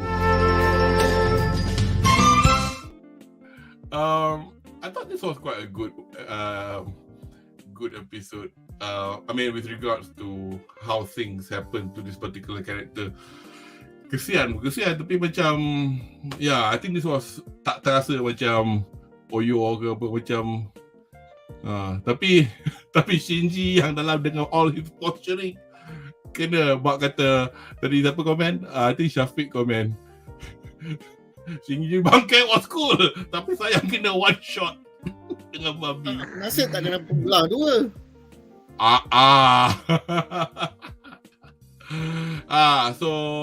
So anyway, this is the Heart Wolf Komamura punya arc lah to the end of his to do what he can to help his comrades. He went to see his elder to commit the final act of this thing called the Jinkan no Jutsu. Rupanya Asal aku gelak. This is how I help society. Jadi anjing. Well, he tried his best. Gambate. Mana dia tahu the effect wasn't that long. But yeah, so dia lawan siapa dengan Bambi in her most standish. Obviously even his so they explain lah why Bambi's punya powers when working on him, which was quite a good explanation. Yeah. So anyway, before we go on to the next fight in this one particular chapter, what are your thoughts on the Bambi versus Komamura fight? It was a bit underwhelming lah. Okay, I thought Bambi is going to be a lot stronger than she was letting on. You are right, and I was also hoping there'll be more of her. Anyway, go ahead.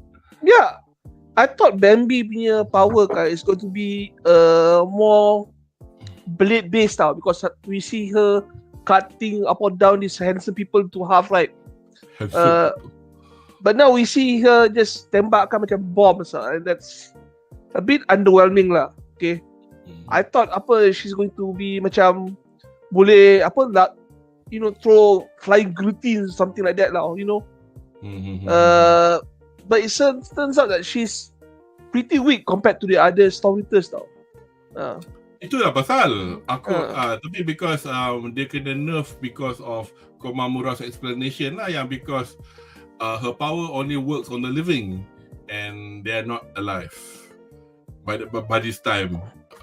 So kind of convenient, but the problem is it shortens the lifespan of Bambi in this story, because considering the fact that how she was introduced to us kan in thus far, and now by the fourth episode within this second chord. Do you remember kan masa mula-mula Bambi kan was introduced to the BLEACH storyline? She was the vanguard of the people who the Quincy's kan London society tau. She killed a lot of people tau. So I thought she's going to be a bit like a badass tau. At least stronger than BUZZPOPTV tau. But for some reason, she died pretty easily tau. Pathetically by Komamura, yeah. And then again tu dia badass, tapi unfortunately she is not one of the SSA High Council lah dalam Seteruta, tak salah aku. The High Council tu kita tak jumpa. Kita dah nampak tapi kita tak jumpa lagi dia orang in detail. What's the letter? S. Dia Bambi punya letter. Ya, aku nak kena check pasal aku tak ingat mana Bambi. Dia panggil doggy. Selalunya dia characters in order of appearance. Bambietta Basterbin, she is letter dia E. You want to know? You know why? The Explode. Explode. Okay. No, not just Explode. The Explode. Let's vitamin. English, Japan English. Shaz, you got anything else to say about this? Tak, aku nak tanya, Bambi mati tak? Tiba-tiba ada empat kawan dia datang. A good question. And then not just okay, I'm not going to tell because it will be a spoiler, but one clue. Shit. One clue is what she said at the end.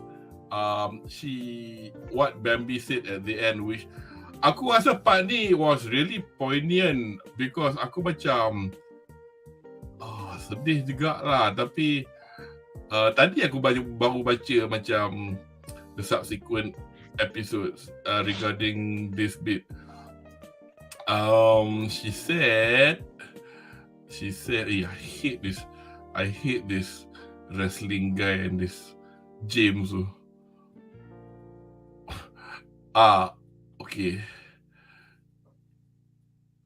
Okay, here we go. Sorry tadi lambat.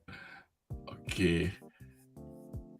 We'll be so lonely without you, Bambi. Oi. Okay.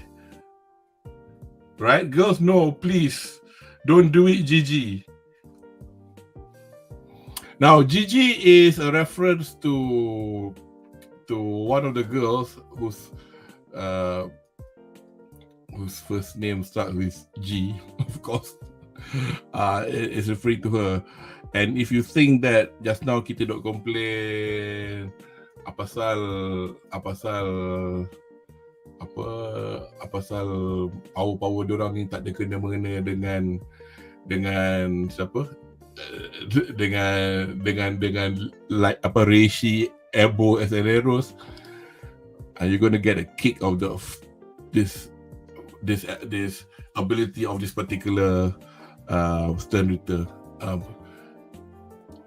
So cara dia cakap tu, it's like she was the dumb one in the group of 5. Yeah. Tapi and they were just like, bagilah dia ni the chance to shine and everything. Lepas tu kalah juga kan, kita dah bagi kau dah semua dah ni. So it feels like they made her the leader when she's actually the weakest. So yeah. Nama dia Giselle. Dia punya okay, I will tell you her letter. Her letter is Z, but I will not tell you what the Z stands for. Tapi chat kalau chat tak tahu jangan cakap. Tapi pasal spoil. Pasal ia menyedihkan keadaan masalahnya. Walaupun aku macam kadang-kadang bengang tak dengan Bambi atas tu, tapi macam tapi itulah that aside, this is when Komamura tak dan nak buat apa-apa, dia punya effect dah wore off he changed into it's not just tukar jadi anjing je, it's an animal that cannot speak, because that's his curse. The curse is he becomes the wolf lah, and will never, dia jadi binatang lah, dia tak boleh macam bercakap lagi dah. And then to complete it, the elder eats his heart. So far so good. Bambi skill quite OP actually, sebab semua benda guna Reaksi dan kiranya dia boleh letupkan literally everything. Yup, that is correct. And is this the only overlay I've got? Oh, dia dah 17B dah. 17A 17B.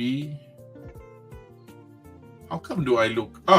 Actually dia orang macam overlap sikit. So I think at the end of this episode we get to see the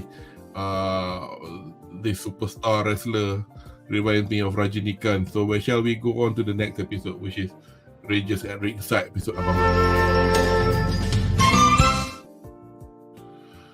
Rangers at Ringside. So basically wrestler Kimak ni aku can't stand him dengan dia punya apa fan. I got the wrong James tu. I got the wrong end of the stick with regard to, I read somewhere dia orang kata no the Stern Ritter is not the wrestler, is the budak James tu. But it's not. Memang Mamat tu apa wrestler tu is the Stern Ritter, tapi James tu dia punya pretty much dia punya Phoenix Down. Or what's the better way to put it? Phoenix Down is the Final Fantasy reference to basically tu orang mati dia hidupkan balik. Mask the masculine. Or ni lah or potion, hyper potion yang 100% makes you buang dia kena explain from a wrestler punya perspective. From wrestling punya view,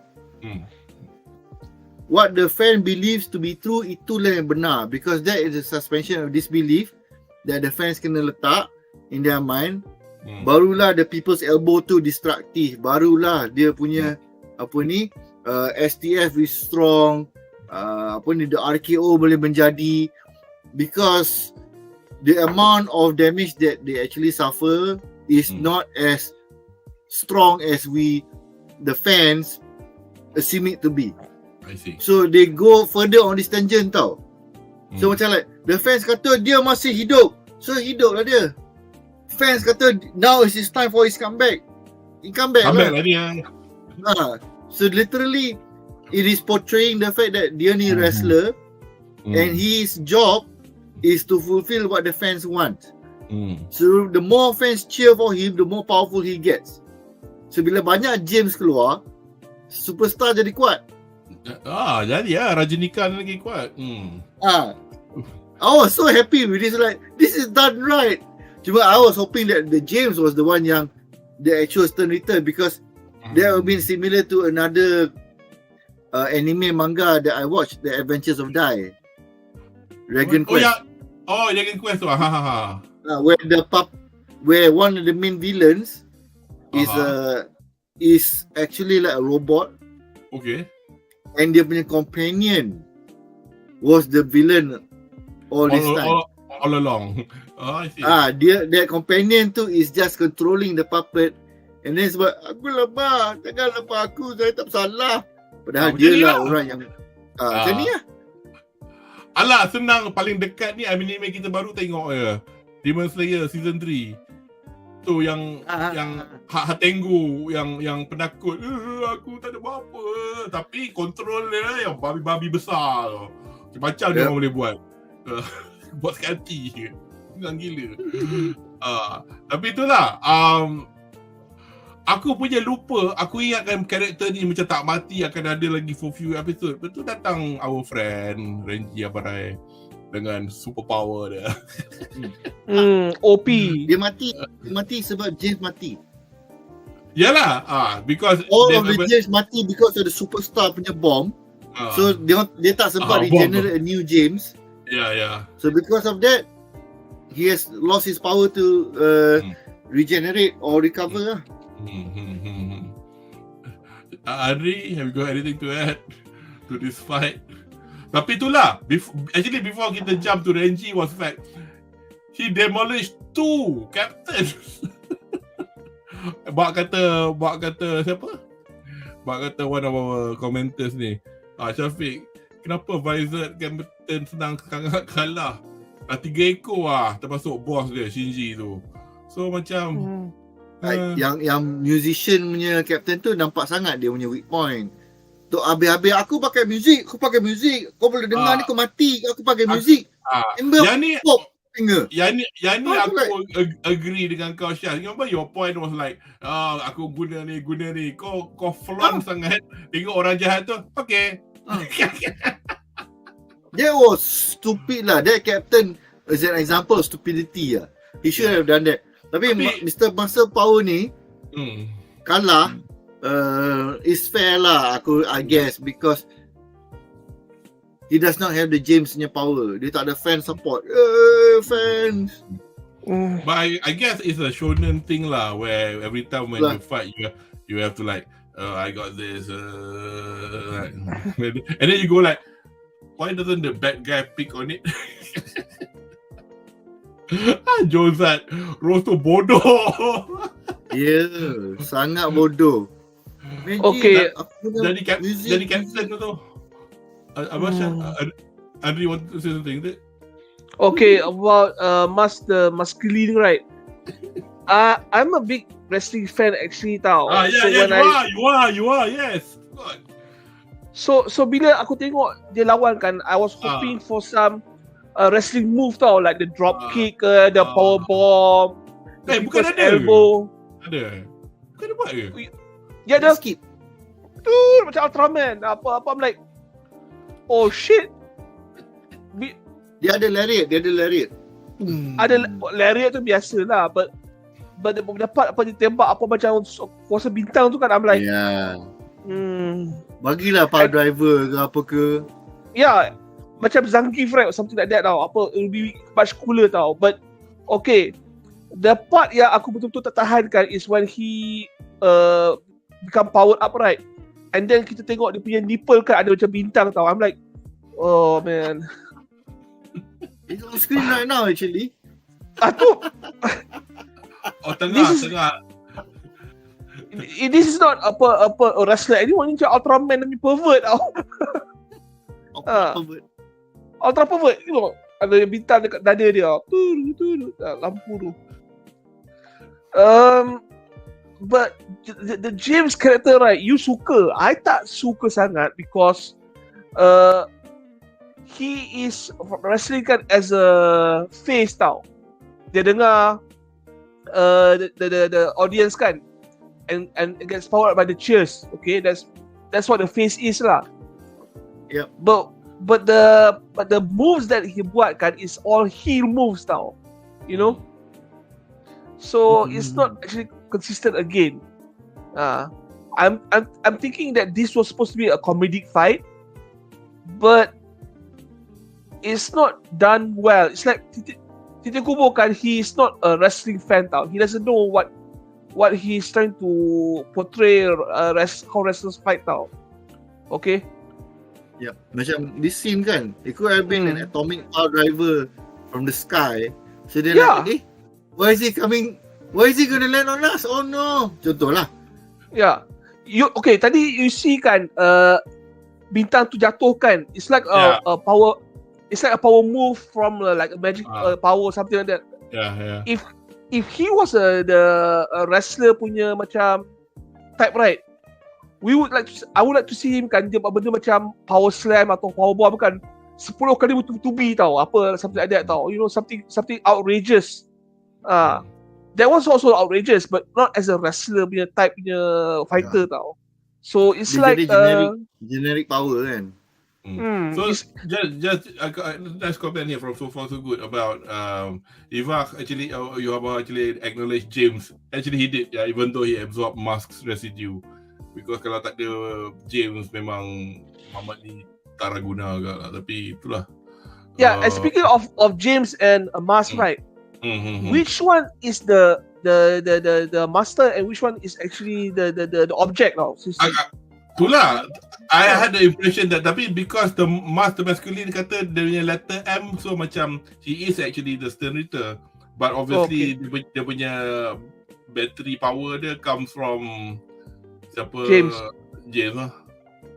Okay. Dia aku rasa his undoing was the fact that he forgot his fans. That was the final message lah. Dia lupa fans dia buat benda uncharacteristic for a wrestler, and then after that dia kalah because of that. So I suppose in a long-winded way, that's what Kubo did lah. A wrestler who forgot his fans, then he lost because of that lah. At the end he said it doesn't matter if James is dead, as long as I'm alive, he'll always come back. Oh yeah. So yeah, you're right. He forsake the fan. Yeah. So itu kisah our wrestling friend. Tapi at the same time, mesti nak tekan. Jozat, nanti komen kau ni aku akan berbual later. So that was the end of our wrestling fella lah. But which I thought was going to go on for a bit longer. But at the end of it, we saw pretty much the two things that fell from the sky was Rukia and what's his name, Renji kan. So I think it's time for us to go to the final episode in this. Those two were the ones that fell from the sky. Well, everybody was falling from the sky. At first I thought it was Ichigo, but since Ichigo punya falling from the sky is now going to baru nak start kan? Baru nak start, so aku rasa so everybody was falling from the sky lah. You see Ichigo now kan, he's like Goku kan masa the Saiyan invasion arc tau. When they were, you need to explain. Okay, in Dragon Ball Z kan, sebelum Super Saiyan punya stage kan, they were fighting against Vegeta and Nappa, another Saiyan. Okay, the Z fighters, Piccolo, Tenshinhan semua kan, they were fighting Vegeta, and Goku was on the way kan from the land of the dead kan, nak pergi dekat land of living tau, nak lawan Vegeta. And this is like Ichigo, he has to lalu jabatan apa yang langit lah, something like that lah. This is the same thing. Apa it's yang take a long time, tapi disebabkan power baru dia can do it in half a day or like a few hours je. And then when he arrived, and then when he arrived kan, And when he arrived, I said, "Don't worry, when I arrive, everything will be okay." And that's what Ichigo said as well. Mm. Tapi itulah, I mean, I guess it's a generational thing lah. I know you're younger than him, but I didn't watch Dragon Ball Z kan, so I'm actually quite happy that I didn't, because then I would have been complaining. Anyway, let's go on. Episode 18. 19. Episode 18 apa? The white haze. And then Ichigo falling from the sky. Tapi aku macam like, yeah, aku tak puas hati sikit bab-bab ni, whether it's meant to be a story point or what, yang nak naik atas boleh naik roket, tapi nak turun bawah nak suruh orang turun tangga lah. Apa, is this a Yoda thing? Like, be patient. Oh, by the way, they've attacked 3 hours ago. All the more reason you want him to jump down a freaking place lah. But no. But episode ni, before anything else, I mean, obviously, we get a first glimpse lah to see what Yhwach does with his minions once they die, or if they lose a battle. But so I think ni antara the first few things lah that we learned about him, that he actually uses up his minions punya knowledge and power lah once they get disposed of. So in a way, schema jugalah that Jürgen what's his name, Haschenwalds, before I wrongly mean. So it feels like he is the Uchida Uryu of the Stern Readers. Macam tak ada perasaan. Jürgen Haschenwalds. Yeah. So your thoughts on how we've learned 2 things lah, that Yhwach sleeps and he actually leeches off his orang bawahan. Any comments on those? Okay, I have a few opinions lah. I think it's cool that we know why Yhwach always punish failure lah. Because if dia punya kucu fail, at least kan when they die kan, he can actually take the powers and do something about it lah. It's a bit unfair. It's a bit unfair on the minions though. I mean, what to do? It doesn't matter if it's unfair. He's the Quincy king, emperor, god, whatever you call it lah. But around that you think about it kan, you tengok dia punya nature kan, where he devours the power of his followers kan. Bukan ke Yhwach ni kan, he's more like a hollow now than actually a Quincy now. You know, hollows kan, they devour other souls now.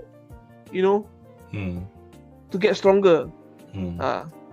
I mean, we've seen it in the early seasons of Bleach kan, what you call that, Tiger Fisher kan. Yang bunuh Mak Ichigo, right? Or actually bunuh Mak Ichigo at that point lah. You see,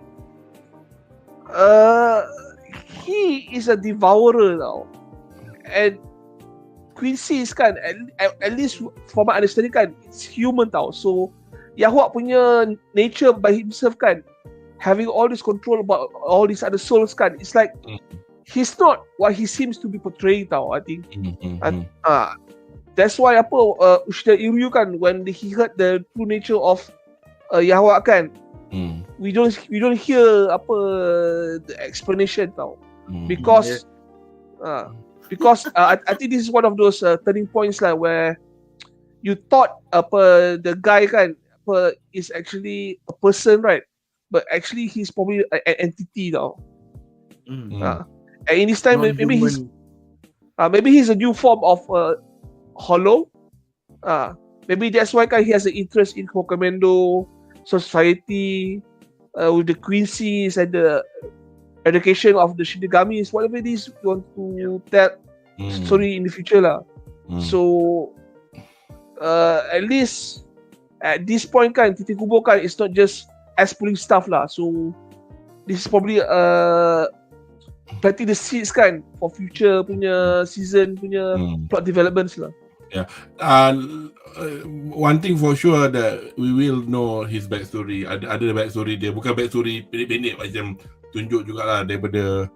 I thought we already know his backstory. Dia yang sperm tu. The sperm, the 9 I know. Tapi masa dia budak, dia macam something about him. There's something about him. Cerita pasal dia dengan I can't remember whether Stomachofchaos was involved in his childhood or not, but ada cerita dia. Ada. Dia nak buat apa? Tak betul cerita apa? Oh, I'm being the god of queens because I want to avenge the death of all my sperm brothers. Mungkin dia explain dia punya asal usul, maknanya tak, dia manusia, tapi yang sperm ni lepas dia kena dispatch dengan Genryusai in that war masa Genryusai muda kan, it took him 999 years to come back, blah blah blah. I'm talking it up before. So that's that one. Yeah, of course. So Rukia sampai je dia kena disapa oleh the Stern Ritter that took her brother's bangkai. Ashnot. And aku panggil short form Johnny lawan adik yang disakiti. Zero Kelvin by. Aku ada sebab panggil Johnny, bukan pasal mata dia juling. Pasal memang suara dia Johnny. It is Inosuke punya voice actor. He's a bloody good voice actor. Yeah. Dia punya, I know his voice macam mana tau, because Inosuke punya voice actor. Jap, adakah dia voice actor untuk the main hero untuk Sword Art Online, if I'm not mistaken? Dia banyak main protagonist yang lelaki dapat awet banyak, tapi in real life dia pemalu. Tapi dalam Demon Slayer dia jadi the tak betul punya suara dia garau kan, tapi dalam ni versatile. His voice, I mean, you could see him talk masa dia as a in his human self, and masa dia jadi monster self. Masa aku tengok ni, because aku yelah, there's another Demon Slayer character coming soon. Character voiced by Tanjiro. It'll be actually from next episode onwards.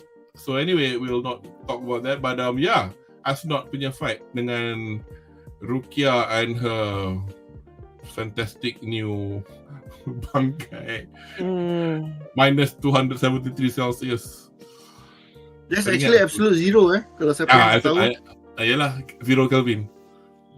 Which is utter nonsense lah. Because everything should be static kan. Everything static kan. And your atoms will not be vibrating anymore. Dia macam at absolute zero, all molecular punya activity, kita punya electrons, protons and whatnot cease to function tau. Literally stop. That's why it's impossible to reach. It's a theoretical number. Aku tak tahu dia orang kira macam mana, tanya saintis. But it is the point where jangan kata kita sejuk at minus 3 degrees punya level. Ni totally matahari punya pun tak ada menyala. There's like nothing. The thing cease to function. So it's a theoretical number which sampai sekarang yang I aware lah, they have not found a location that has reached that level, even in outer space. But regardless, kalau katakan we assume that dalam cerita Bleach ni they can reach absolute zero, otak dia macam mana dia function? Because the brain is in her head. So macam like menggunakan kuasa-kuasa magic soul society, tapi her brain does not exist outside, thinking does not exist outside of her brain. So macam like aku sedih part tu lah. I faham what he's going for. He could have just said like, just make it simple lah. Are you like going for absolute zero? Oh no. Almost absolute zero. That would be great. But one important scene kat sini I'm not sure if it was implied or because it's cool factor. Nampak sangat that Rukia still has the brother as the source of the courage. Because Byakuya came down and slashed through the fear punya factor tu kan. So secara tak langsung is showing that she is still, dia macam budak umur 16 tahun 17 tahun nak jadi 18 tahun nak belajar bawa kereta tau. So you have a potential now. Yeah. But you still need someone to be, you need someone to be behind you lah. Kau tak boleh macam like lepas macam tu je. So I think it was a great part. Cuma aku sedih si Asnok ni mati bodoh. Itu je lah. He became a victim to the Rukia is main character punya power up punya scene. So sorry bro, kau jadi mangsa. Aku sebentar kau dah cakap ni, aku tengok Wikipedia on Absolute Zero. It is at the moment theoretical because dia orang kata kalau kita nak achieve it by using enthalpy ke apa tu tak boleh sebenarnya. Tu macam yeah, but it'll be a state where everything stops. But itulah, tapi macam for some reason this is the only person Stern Ritter in which they did a Demon Slayer on, in which by giving a backstory. I personally do not, as other than giving us an explanation as to why he is the way he is, adalah sedikit rasa kesian, tapi dekat tu je lah. Ada tak? Ada. Position for the others. Tak ada. Select few. I think it's going to be a bit overbearing lah kalau cerita semua. Tapi pasal for some reason I not macam cerita agaknya because mungkin in terms of they needed that dia punya backstory to pad up the episode sebab dah tak ada benda nak cerita lah. Either that or because no dalam manga ada tapi maknanya nak pad up how Rukia kata your fear isn't of your fear of you but your fear of yourself ke penjadah lah. Anri tak, dia semua tak percaya. Betul tu. Itu. Aku ya. Dia tengok dia Jozan, Rukia best girl. Ya man, dia patutnya dengan Ichigo tu. Aduh. Tapi taklah, ni best girl. Kenapa dia dengan Hime? Why? Hime pun best girl juga pasal No. No man. Okay, Dia dengan Rukia was the first shenanigans pair tau. You see, you tahu tak? They showing us kan apa Rukia dengan Reggie kan training and wanted us to support dia punya macam character punya growth in a relationship. It doesn't work. When we watch Bleach mula-mula kan, there was a scene kan when Rukia kan nak minum air kotak kan, Ichigo take the straw like that. That was actually more meaningful. Character More meaningful. Apa? Meaningful. It was more meaningful progress among the relationship tau. It shows that Ichigo kan is looking after Rukia as a person. But here kan we just see kan Renji dengan Rukia kan are like two shinigamis kan trying to become stronger together. It's two different things. Haven't you forgotten that they grew up together in Irukongai? They were childhood friends. Friends. But they went through shit together, masuk sekolah, and then the only reason macam dia orang terpisah is because Byakuya ternampak, cari dia because his sister Rukia cakap, kata cari adik aku sebenarnya adik-adik, dan dia mati kan. Itu je. Lepas tu dia tak paling dekat pun because kau dah, you are now my captain sister. The nearest that he could do was actually become the lieutenant. Tell me, why does two Shinigami kan need to have a relationship, kahwin, whatever it is kan, if they're not having sexual reproduction involved tau? Dia semua dah mati dah. Dia in society. Dia dead. Tak perlu buat anak. Okay. Ini explanation paling best. Mana dia? Syafiq. Rukia terlalu tua untuk Cigo.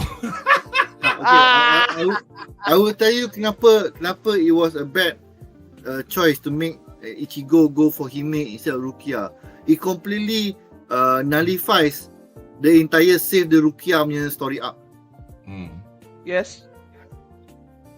Ichigo yang gila babi duk kejar all the way to the end lawan Byakuya and sampai Gen Ryusai nak bakar dia kan. Tapi macam like in the end like okay aku terima. Like holy shit. And you discounted this fact for a guy yang dia saya punya budak grow up together. The fact you grow up together for so long can be used the reason that's why dia tak ada romantic feelings for Rukia. But now macam like Tetapi macam kawan aku seorang childhood friend, betul aku cakap kat kawan aku, but it's not because of me. I did tell to my friend.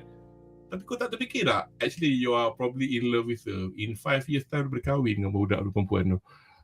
Ini kelab penyokong aku punya idea. To me, Renji cerita masa silam dia kat Ichigo dah tunjuk dia ambil berat pasal Rukia. That's Ashraf Azban. And dengan kata lain, Ichigo move on lah bagi Renji. Itu Jozat tambah Kubo susah nak satukan Rukia dengan Ichigo. Jalan mudah letak Orihime manusia dengan manusia. Betul, Jozat tambah tua tu tak penting. Mak ayah Ichigo berapa jauh beza. Betul. Okay, but here's the thing. Bapa ada player. Okay, sorry. Despite me trying to push Ichigo dengan Rukia, right? They don't my top choice. Berbandingkan Ichigo kan dengan the other female character kat Bleach kan, orang yang dia paling banyak interact with the other kedai tu, kedai sotong tu, bukan? No. Yoruichi. You know how many times Yoruichi dengan Ichigo kan? Berapa banyak kali mati pula. Berapa banyak kali mandi bogel sama-sama. Berapa banyak kali dia bully. Itu dah dojinshi area lah tu. Nak lawan dengan Soifon. Marah We're talking about interaction kan. Ichigo interaction dengan Soifon is very interesting, very intense. Soifon dengan Yoruichi. Kau tak tahu asal ke? Saya tahu. Saya tahu. But if you watch Soifon dengan Ichigo kan, they're like mirror images tau to each other tau. Sebiji tau. They're both socially inept tau. Tak boleh cakap baik-baik.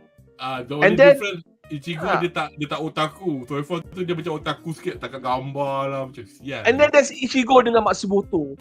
It's comedic genius. Because Matsumoto kan member time masa mula masuk bilik. Dia orang kena tidur rumah dia kan. Dia nak buka baju dia angkat skirt. Bodoh gila. But honestly, orang yang paling layak be with Ichigo kan is tauke dia yang baru-baru ni tau, yang yang kedai sotong tu lah. Ya, tu lah. Itu lah. That is the one yang paling banyak positive interaction lah. Okay. Honestan. Yeah, but they try to push it dengan Orihime. For some reason, perempuan yang suka makan roti dengan ban kaya red bean paste besar-besar tu. Dia Orihime dengan Sada would have been a better match. Yes, correct. Kan. Sekarang pun Sado dengan Orihime tak, dia jadi macam cerita Harry Potter tau. The hero and the heroine tak jadi together. Member ketiga jadi ni lah. Tiba-tiba Hermione, I love you, Ron. Sakit hati lah. Tiba-tiba peluk. Oh my god, I'm so sad. Okay. Itulah kita punya our own ideas on the shipping of the main characters. So actually we're doing quite well actually. 2 hours 10 minutes kita dah habis lah. I think belum nak habis. just a little flavor of what's to come next. This is quite interesting in the manga actually. The bit where Isane dengan what's her name? Gosh, I keep forgetting her name. What's her name? That little girl, pink haired girl. Isane dengan. Anyway, because aku dah baca the manga, so aku dah baca manga. The manga dia macam terang lah kan. So to see dark green like that, it will throw me off. But then it would make sense because they are hiding. Oh, for fuck's sake, what's her name? Aku can't believe I can't forget. Dah lah dia Yachiru. Oh, Zaraki punya lieutenant. Yeah. Because Zaraki is not around following the training that he did with Unohana after Unohana died, so he's still not around yet to show us what he is capable of. So she's helping out lah Hisane, and then we'll be introduced to this Genial Lee nama dia, this Stern Return ni is one arc. Bermula daripada sini antara satu bit of this arc where dia punya enemies start to become kebolehan dia orang sakit hati lah. It's like, how the hell you going to tackle it? And this one is also not straightforward as well. So looking forward to that lah, to see how they're going to do this. That threw me off. So up to now, kita tengok 5 episode. All we know is Ichigo lompat di langit. That's all. So we're not too sure lah what's going to happen next. So kita akan ke section kita yang seterusnya lah, harapan. Okay, harapan untuk episode datang. So, personally for me, interested to see where they'll end this core. As I said, we've got down to volume 63. The whole thing finishes in 74. So ada 11 lagi volume. Ini as in habis tau 63 ni. So 64 onwards. So they probably can't do too much lah. Kalau they as they did for Core 1, mungkin Core 1 tak banyak cerita kot. Tapi bearing in mind, aku chat kalau boleh nak tambah, I can't remember, but they did say that there was supposed to be a fight that wasn't in the manga, but I think they were referring to the Shinji versus fight yang guna yang guna dia punya bangkai tu. Yang tu tak ada dalam manga, tapi yang tu yang kot. Oh, yeah, there's a comment. Is it? Sorry, before kita tunjuk the komen daripada ni, apa harapan anda untuk episod seterusnya? Harapan saya harapan saya rendah. I know this whole core kan is going to be combat fighting, and the next core kan is going to be the same thing tau. So it will be the same thing over the same thing for the next maybe 20 episodes tau. It's like the usual Bleach from previous production lah. So my harapan is I want to see more of the old faces come appear in the future episodes lah. I want to know exactly what happened to Haribel. Okay, it seems that people forget about Haribel punya fate kan. Padahal she was captured by Yahoo kan for some reason tau. I want to know what's the reason. Because if Urahara kata kan the holification punya process kan is one of the witness to the Quincy punya bankai or dia punya campaign to destroy society kan. I want to know kan if Haribel is going to play a part on it now. Because right now we know kan the Hokamendo and society kan they are not at peace lah. They are at macam armistice. They're not at war. They don't let each other's throats. They just let each other exist lah. So I want to know kan what's the change now that the Quincy has come to play. So that's my harapan. I want to know more of this elaborate scheme that's being played on his new background.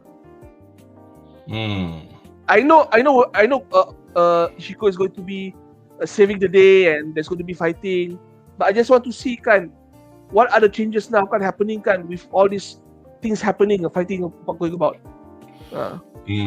Just a quick word on Harabel before I pass it over to Shaz is that unfortunately we do not know much about what happened. Aku ingat dia kena tangkap tu, I thought masa tu dia kena tangkap dengan that Q kan, yang Quilgy whatever tu, but now since they dispatched of Quilgy ke apa, whether or not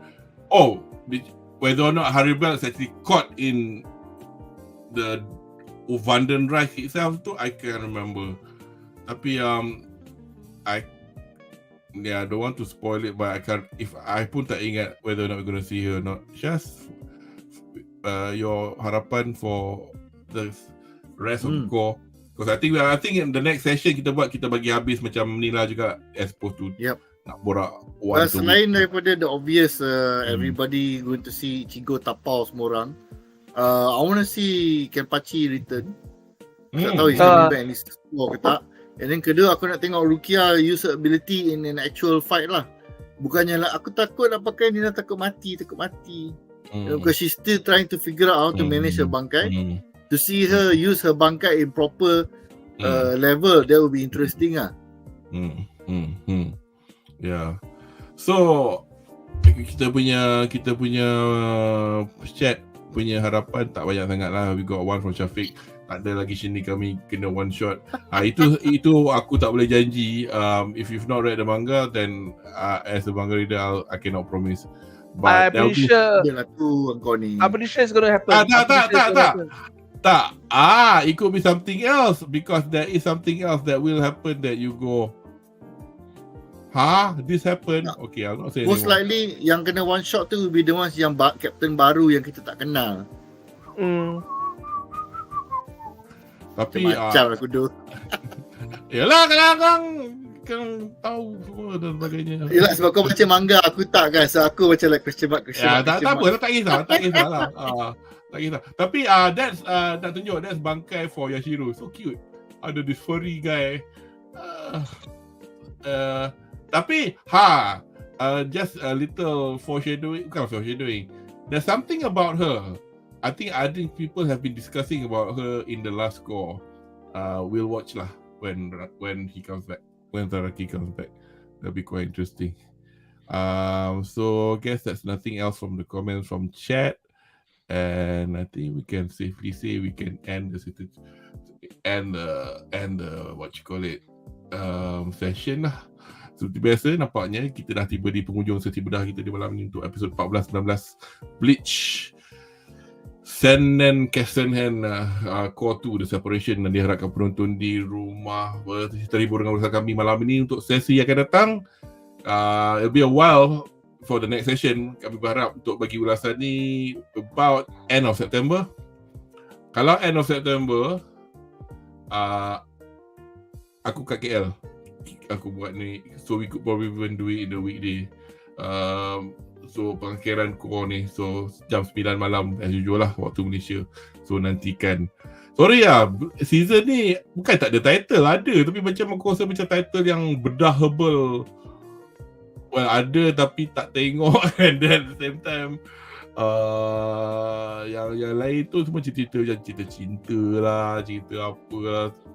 So kepada anda yang baru ke sesi kami, jangan lupa untuk melanggan, berkongsi dan tenyeh butang like untuk kedua-dua laman YouTube Stomachofchaos dan BUZZPOPTV, laman pop culture sekarang Malaysia, supaya tak ketinggalan untuk sesi kami yang akan datang jika anda ingin menonton sesi-sesi kami sebelum ini. Selain dari arcade kami yang mengandungi ulasan stream penuh, laman YouTube saya which is Stomachofchaos juga mengandungi video ringkas yang saya mengambil tema spesifik dari perbincangan kami yang lampau. I almost said the other word. Just a quick jual barang sendiri sekali. I also do occasional video essays or review film anime yang saya tengok, yang because of the fact yang saya tak tengok at the same time dengan rakan-rakan BUZZPOP saya buat solo, so it'll be on my on my channel. So if you're very interested to see what Psychopath Providence was like, which I thought was quite good, I've done a short review on it, and I've spoken about Evangelion. Apa korang dah tengok Slam Dunk the first Slam Dunk dia film tak? Belum. Dah tengok Dah, Dah lama dah. I know, but dah tengok tak? Dah tengok? No. Oh. I saw it kat cinema. I know. Was it good? Yes. Can I watch it without watching reading the manga or watch any of the TV series? Can I watch it? Boleh. You Boleh. can. If you have never watched any of the Slam Dunk punya ni, No. cuma dia punya a lot of the inside jokes kau takkan perasan lah. Okay. Tapi it's animated differently than the original, right? It's like Way better, CGI. significantly better. Yeah. Because they're only gonna show it this month or early next month. Dekat UK. So I can only watch it Oh, this month. tolong watch. Yeah, I want As a to watch it. standalone film is good. So tengok macam mana kalau ada masa, kalau kita orang nak borak pasal tu, probably use that as a tapi itulah this season a bit bukan tak ada cerita bagus, ada tapi macam cerita bagus yang macam nak bedah macam so terima kasih kerana sudi bersama kami. Terima kasih rakan panel saya hari ini, Karya sama Deshta. Thanks pada Anri dan Shaz. Otherwise we could have had Jamal tonight, but unfortunately had to ada hal lebih penting daripada borak animu, which is tak apalah. I mean, all of us are doing this voluntarily anyway, so I'm grateful for you guys to spend some time to talk about this. Dan saya Kudo Mari tu ijo des mata today. So jumpa lagi in the next Bedah session. Okay, bye guys.